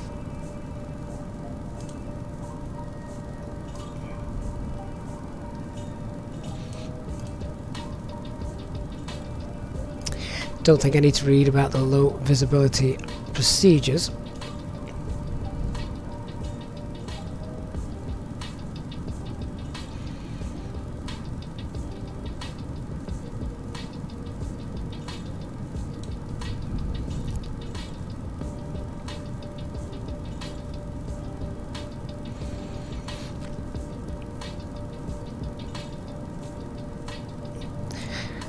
I spy an airfield down there, no idea what it is.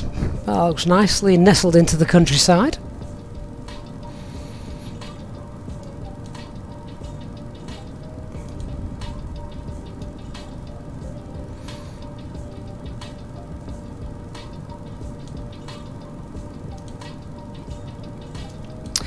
So we can depart, we can vacate either Charlie 1, 2, 3, 4, 5 and 6.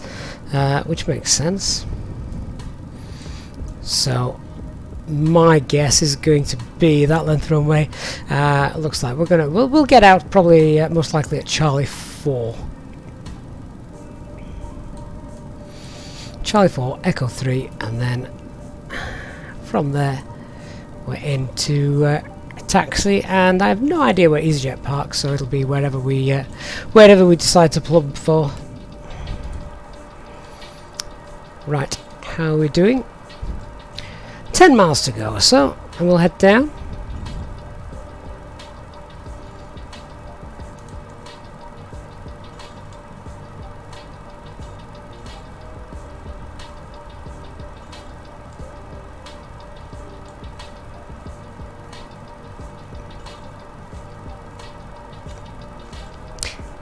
It is a shame, sadly, still no ATC online. That would have been quite nice to have as we came in. I'm just double checking that we haven't got anything around here, have we? No. Oh, we should have flown to Geneva. Plenty of ATC on in Geneva.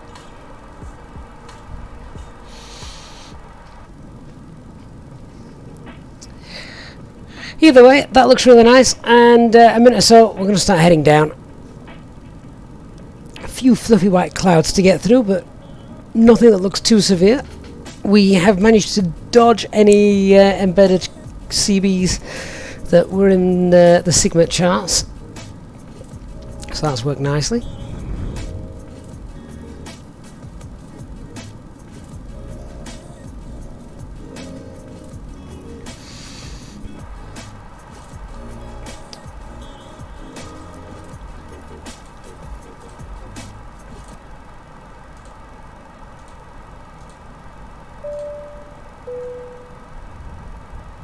Ladies and gentlemen, from the flight deck once again, you will be delighted to hear that we will shortly be starting our descent into our destination, at which point the cabin crew will start preparing for our arrival.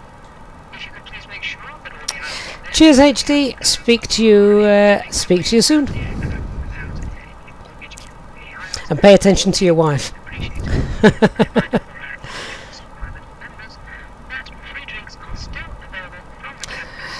Captain Scoop may have landed there, but rather unstable landing if you jump from 43 to 303 feet and then back down to 20. There's no butter assured there. Okay, let's head down. So, we're going down. Flight level 70. Thrust idle, open descent, 070 blue.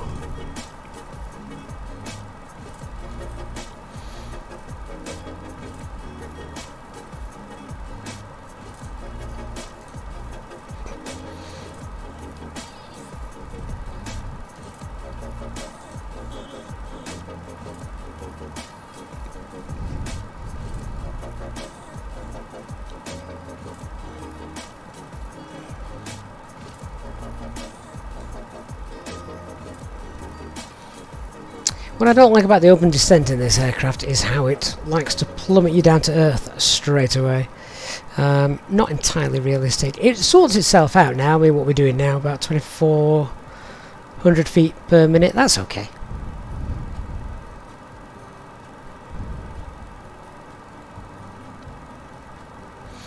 That's righted itself. No tailwind, no headwind, or very, very slight headwind, not enough to concern us.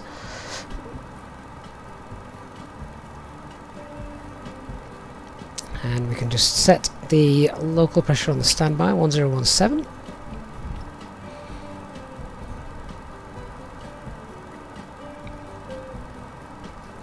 And we should be on the ground in about, according to the flight plan, according to the flight plan, that's in about 10 minutes time. I don't think that's quite right.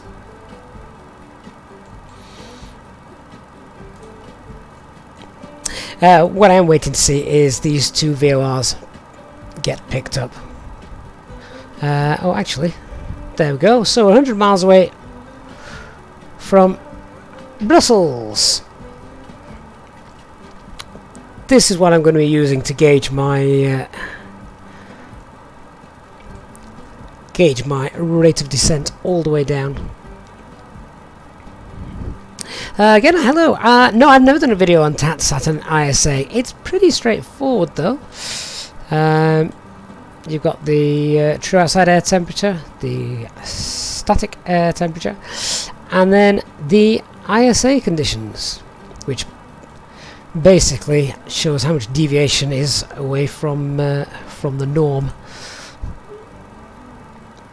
SSB great once VNAV is fixed. It's just one less thing to think about. So at the moment I literally am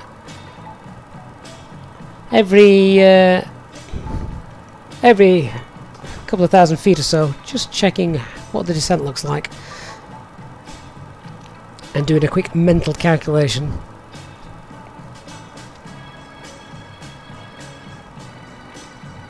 So I've got just under 30,000 feet to lose by the time we get to Brussels. So 30 multiplied by 3 is 90, of course, and we're 92 miles away, so that's just below the profile. But that's okay, we're actually going to get even further below the profile, but that gives me time to slow down, as we briefed a little bit earlier on, for that 250 knot speed restriction just there, 16 miles from the flow waypoint. Spix, thank you for subscribing. Stu, how do I manage to taxi smoothly? Do I use rudder pedal and brakes? I don't actually use the rudder pedals. I have a twist handle for that. Okie TM, hi mate. Hope you're well. You've just arrived at the exciting time as we head down into Brussels.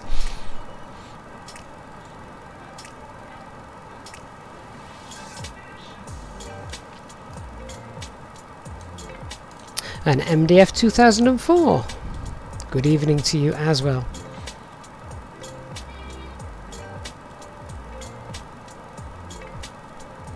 Right, Rev, without VNAV working properly, you wish Airbus had an estimated arrival point for the selected altitude, like Boeing.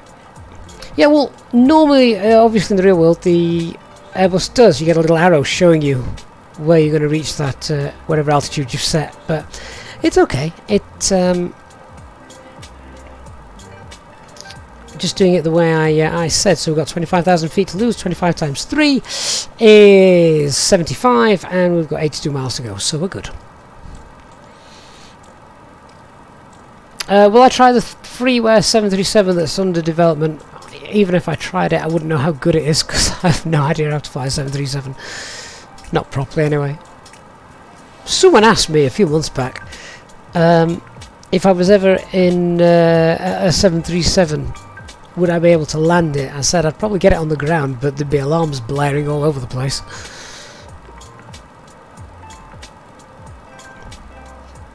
We said that sun would be starting to get low as we came into Brussels, and there it is. Passing flight level 230.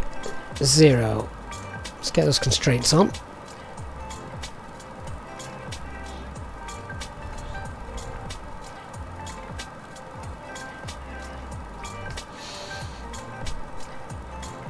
So guys, whilst we're on the descent, if you've enjoyed the flight so far, it's been nice, straightforward, nothing too stressful. Please do hit the like button on the stream. It really makes a huge difference to the channel, and of course it's completely free. Just hitting that like button for me. Of course you can also subscribe and turn on notifications with that like button, very important, as it also helps other people find the channel as well. Okay, the weather in Brussels is beautiful, so I'm not expecting anything to go wrong with that.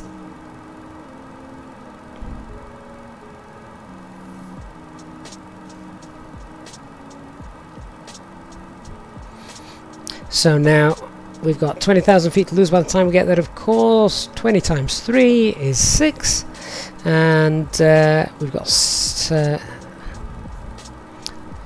20 times 3 is 60, of course, and we've got 70 miles to run, so profile wise, once again, we're fine.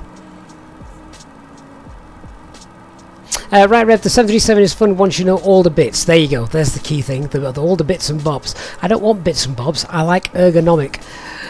I like clean lines, I like no clutter, a lot like my house until children came along.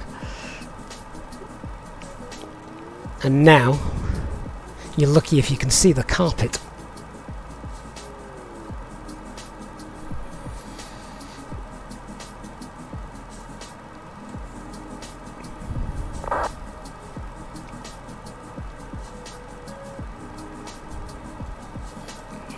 Wayne, apparently if everyone hits the like button, your ankle bracelet will go off.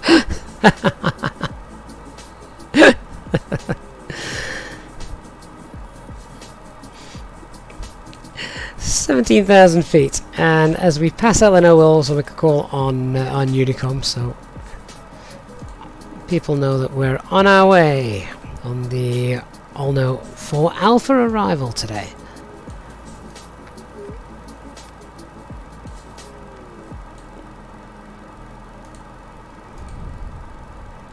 Miguel, hello to you from Portugal, good to see you. Michael, when should you activate the approach mode in the performance page, since it doesn't automatically activate in the experimental version? Even if it doesn't automatically activate, sorry, even when it did used to automatically activate, I still did it manually. I like to know it's done. The decel point is basically the latest point before needing to think about it.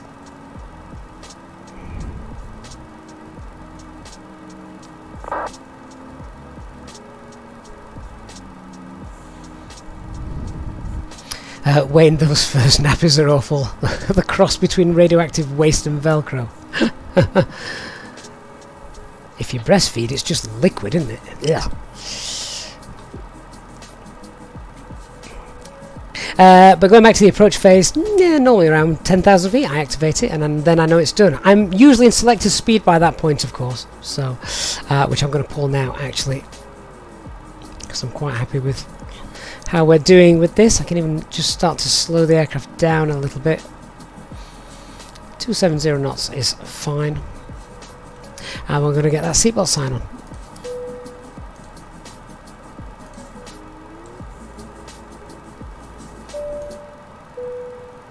Ladies and gentlemen, the captain has turned on the fasten seatbelt sign. If you could please return to your seat and ensure that your seatbelt is securely fastened.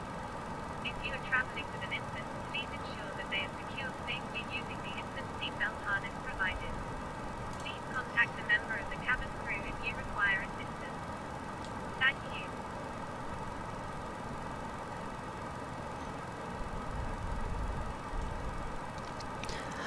Okay, so again, just keeping an eye on our profile. All looks very good at the minute.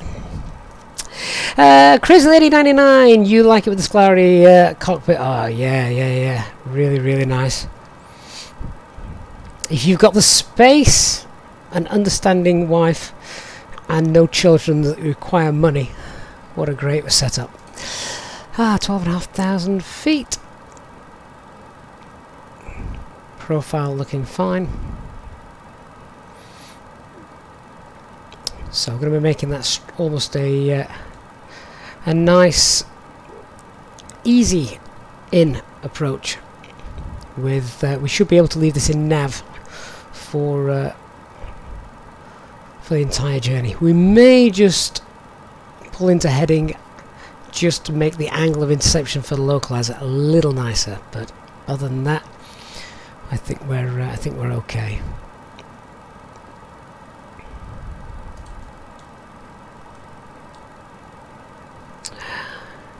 Brussels traffic Alpine 37 Tango X-ray is passing Lima November Oscar for the All-No 4 Alpha arrival at runway 25 left.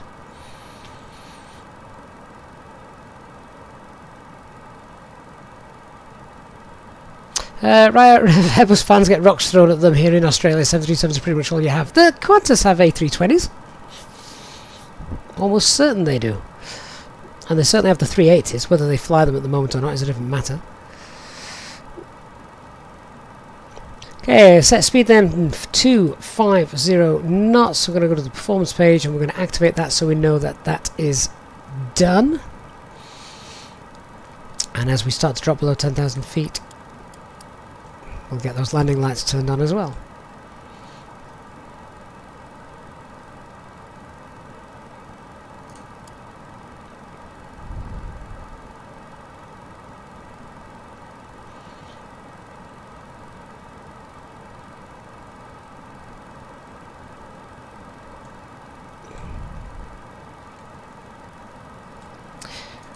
We can slow that rate of descent down now as we're nicely below the profile, allowing us to hold that speed restriction of 250 knots, so we're all good.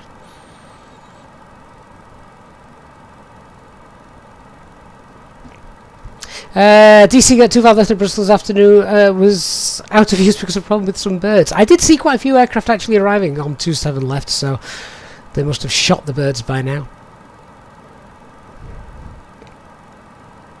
Interesting to know that, though.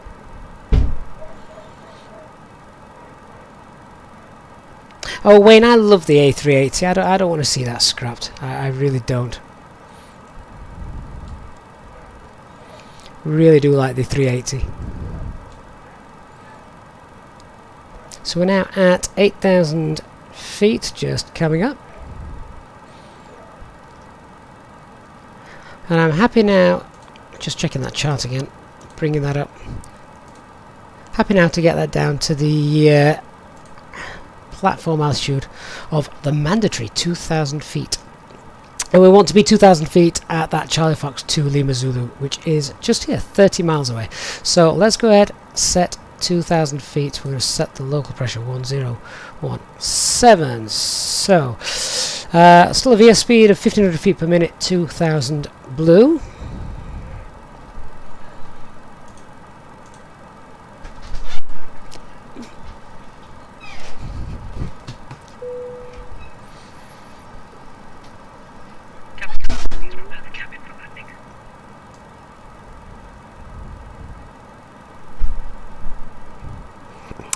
When if they shoot the birds at airports to gate go and get first dibs on the carcasses.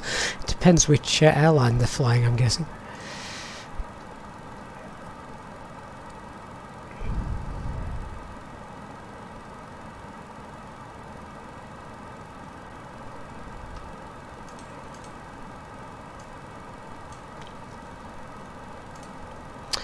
Now I have just noticed something.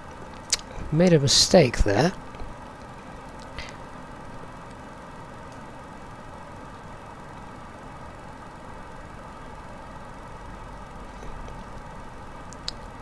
We want to be at 7,000 feet at flow. No lower. According to the chart, We will shortly be landing. that said, Please ensure your cabin bag is safely stowed with your laptop inside. Your tray table must be stowed. ATC could have cleared us armrest below down if they were and online. window blind open. You now need to be seated with your seatbelt fastened, ready for landing. Please help us by handing in any rubbish, newspapers or magazines that you do not want to take with you.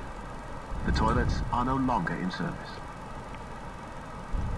That's not my dog, Nick. That's my doorbell.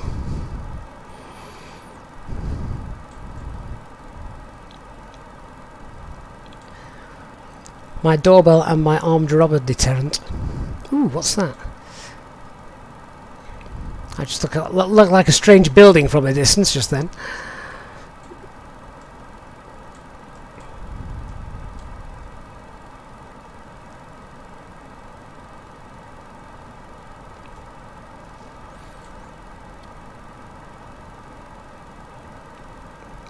So once we pass the Flora VOR, then we'll get the aircraft down to 2,000 feet. We want to start configuring as well. So we'll enter manage speed, slow down to green dot.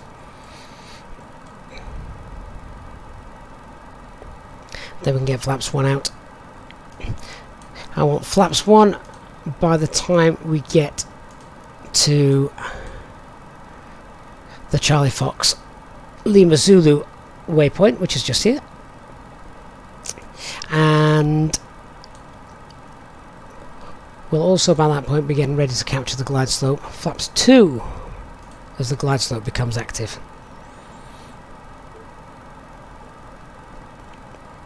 Anyway, Nick, how are you doing? You getting lots of flights in at the moment? I'm guessing so.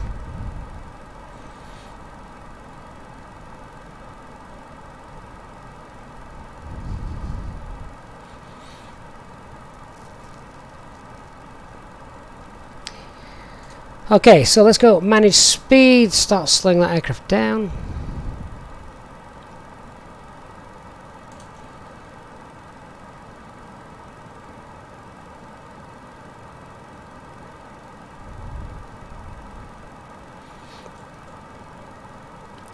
Just check that temperature.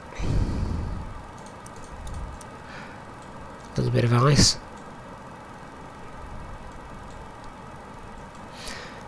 Okay, and 2,000 feet. Thrust idled, open descent, 2,000 blue.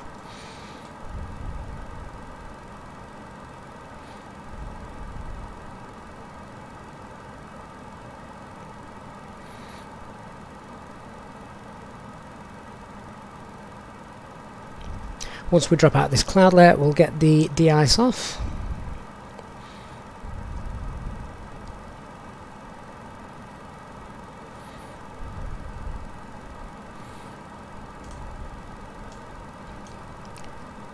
Brussels traffic Alpine 37 Tango Echo, leaving Flora now to intercept ILS runway 25 left, 20 miles out.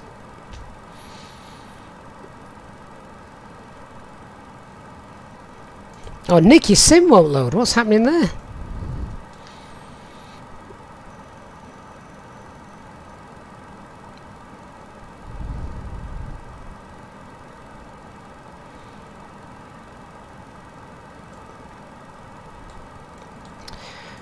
Okay, speed brakes to help get us down a little faster.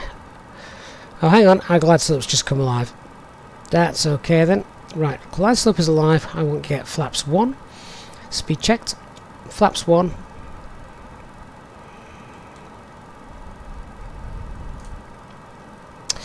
And we've got lock blue.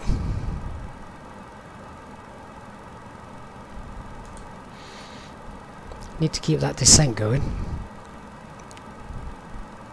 3-degree glide slope, so 700 feet per minute should get us down nicely.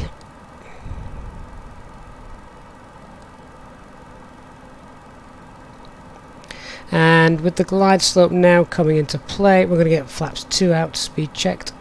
Flaps 2, and we'll hold that at 180 knots. Speed brake is still out.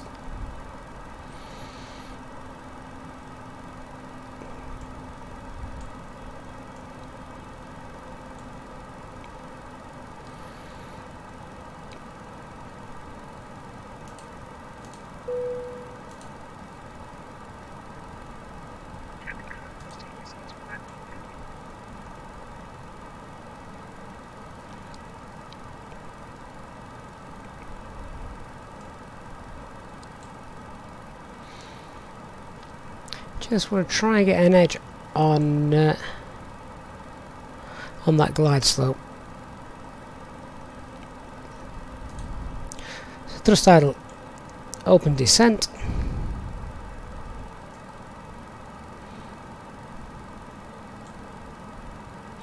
We should capture that localizer any second. 13 miles to go.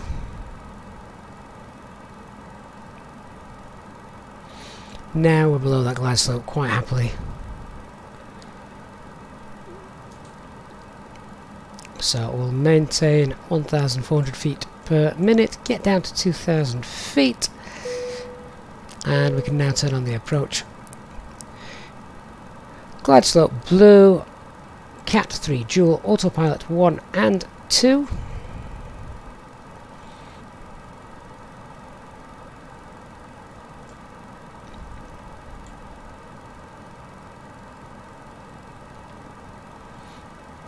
Lock star.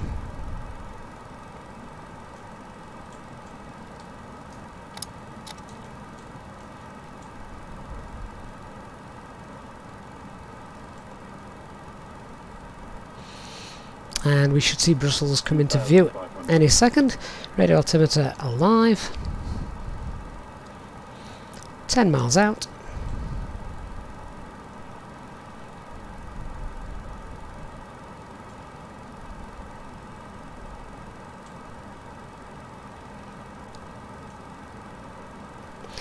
And there you go, there's that glare from the sun, as predicted.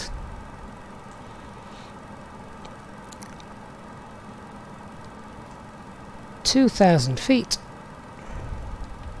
and we'll look to capture that ILS in around 2 miles.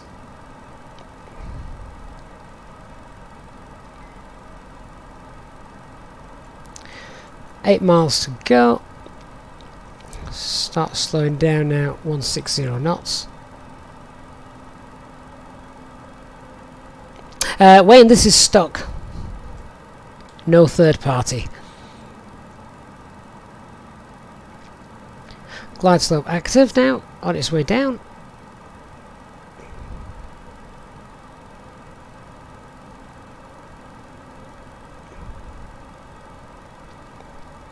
Brussels traffic, E Alpine 37 Tango Echo is 6 miles out, runway 25 left to land.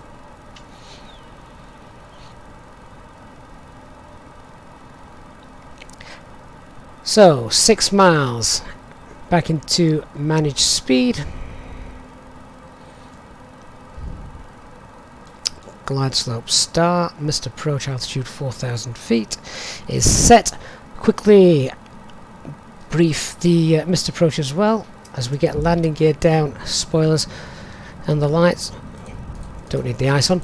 So missed approach is toga, go around flaps, get the pitch up, FMAs, positive rate, gear up, and a left turn. We'll do it in flaps 1 at a speed of 184 knots. 4 miles, flaps 3.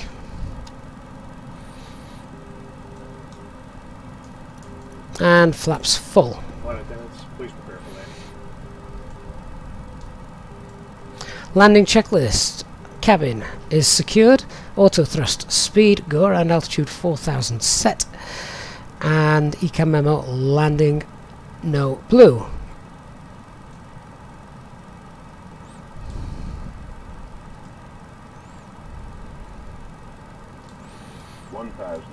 (1,000 feet).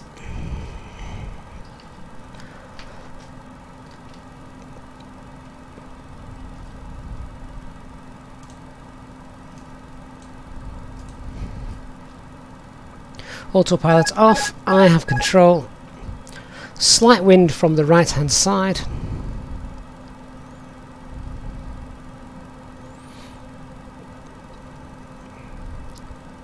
ILS has got us lined up very nicely.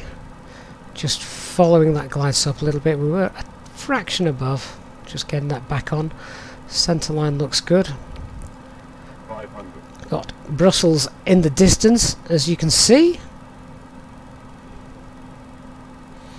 Just keep pushing that nose down slightly, keep that landing zone in the picture. 300. Pappies look good. 100 above. 200. Minimum Continue. 100. 50. 40. 30. 20. 10. 5. A little late in the flare there, which touches down harder than I would have liked. Anyway, spoilers are deployed. Decel.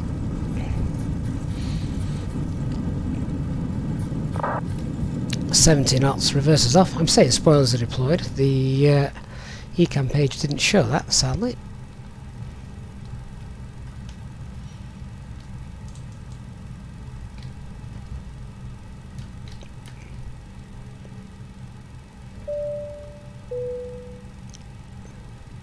Ladies and gentlemen, the cabin crew will shortly be leaving their seats to perform safety-related duties. However, we ask that you remain seated until the fasten seatbelt sign has been switched off. Portable electronic devices for messaging, calls or internet access may now be used. Please make sure that you take all your personal belongings with you, checking in the seat pocket, underneath the seat and in the overhead lockers. Do take care when opening the lockers in case anything falls out. Smoking is not permitted until you reach a designated smoking area. On behalf of the cabin Brussels crew, traffic, it's Alpine been our 37 pleasure Tango to serve you X today. Echo Our vacated, ground crew will runway help you 25 complete left. your Easyjet journey. Why have we got grass For the there? latest news, promotions, flight and destination information, Let's get check past out those our stop bars for official Facebook runway page, Twitter, 10, which or isn't Easyjet in use. Oh, it's runway 01 actually, isn't it? And runway 19, which isn't in use, but nevertheless.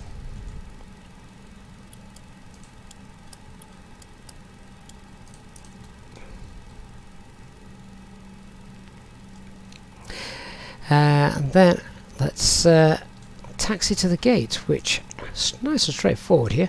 We'll take a left.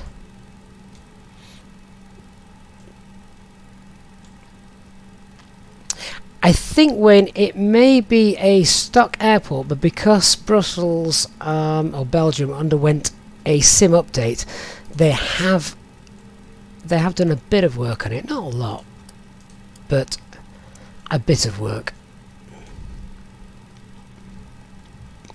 So guys, just before you leave, as we pull up to the stand, please do hit that like button. Makes a huge difference to the channel. And of course, if you are new here, you can hit the subscribe button as well. So we're not going to take the first taxiway here, which is uniform. We're going to take the second, which is Tango. The taxiway markings here actually are very, very good. These are almost perfect, to be honest with you. And we're plumping for stand, is it 233, I think it is, something like that. As we come in just now, let's get those lights off.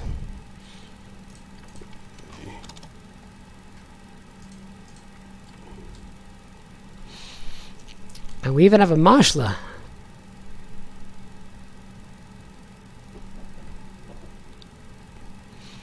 I'm not actually sure he's moving. Is he moving? Oh, there he is. He's woke up. Now, the tug driver's parked right on my taxi line, so sadly, I can't go all the way. The marshaller's dropped one of his battens, or whatever you want to call it.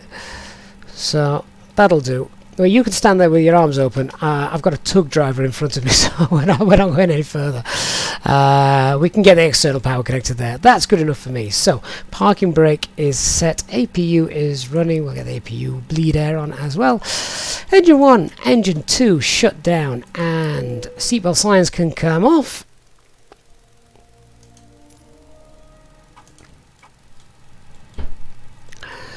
And rotating beacon light can also come off as well. Self-loading cargo passengers are now clambering to their feet to try and find their luggage in the overhead bins. Cabin crew, you can now disarm the doors, thank you. And the jetway, is that going to arrive? Oh, here it comes. Oh, the marshal has disappeared. There's the truck driver, the tug driver. Could you not have reversed a little bit, mate? Right, so open that flight deck door. Let's shut the fuel pumps off. And external power is now connected and available. And I think we can kick our passengers goodbye. Let's set transponder to standby 2000 and we're all done. Leaving the aircraft in the state that I found it for the next crew to come along and take flight. Right guys, that's us pretty much done. Thank you so much for watching. Hope you've enjoyed that flight. Pretty stress-free, and I've never done Brussels before, but quite enjoyed that, particularly with the low sun coming in at the last minute on approach. So that looked really nice. Thanks very much, guys. I look forward to seeing you all again very soon. What is going on there? I'm sure this never used to happen before Sim Update 5. We'll blame everything on Sim Update number 5. They're just going to have to jump to... they're just going to have to jump across. Unless someone's got a plank, in which case they can walk it very, very carefully. Right guys, that's me done. Thanks very much for watching. Thank you to those of you that donated, contributed, and liked the stream, etc. throughout the flight. A big thanks as always to our Easyjet Sim Pilot channel members. I look forward to seeing you all again on the next flight very soon. Good night guys. Have a great evening. Bye bye.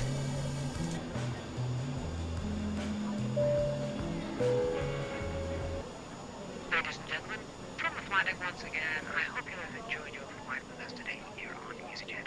On behalf of myself, the first officer, and the cabin crew, we will wish you a safe and pleasant journey from the airport, and we hope to see you again very soon.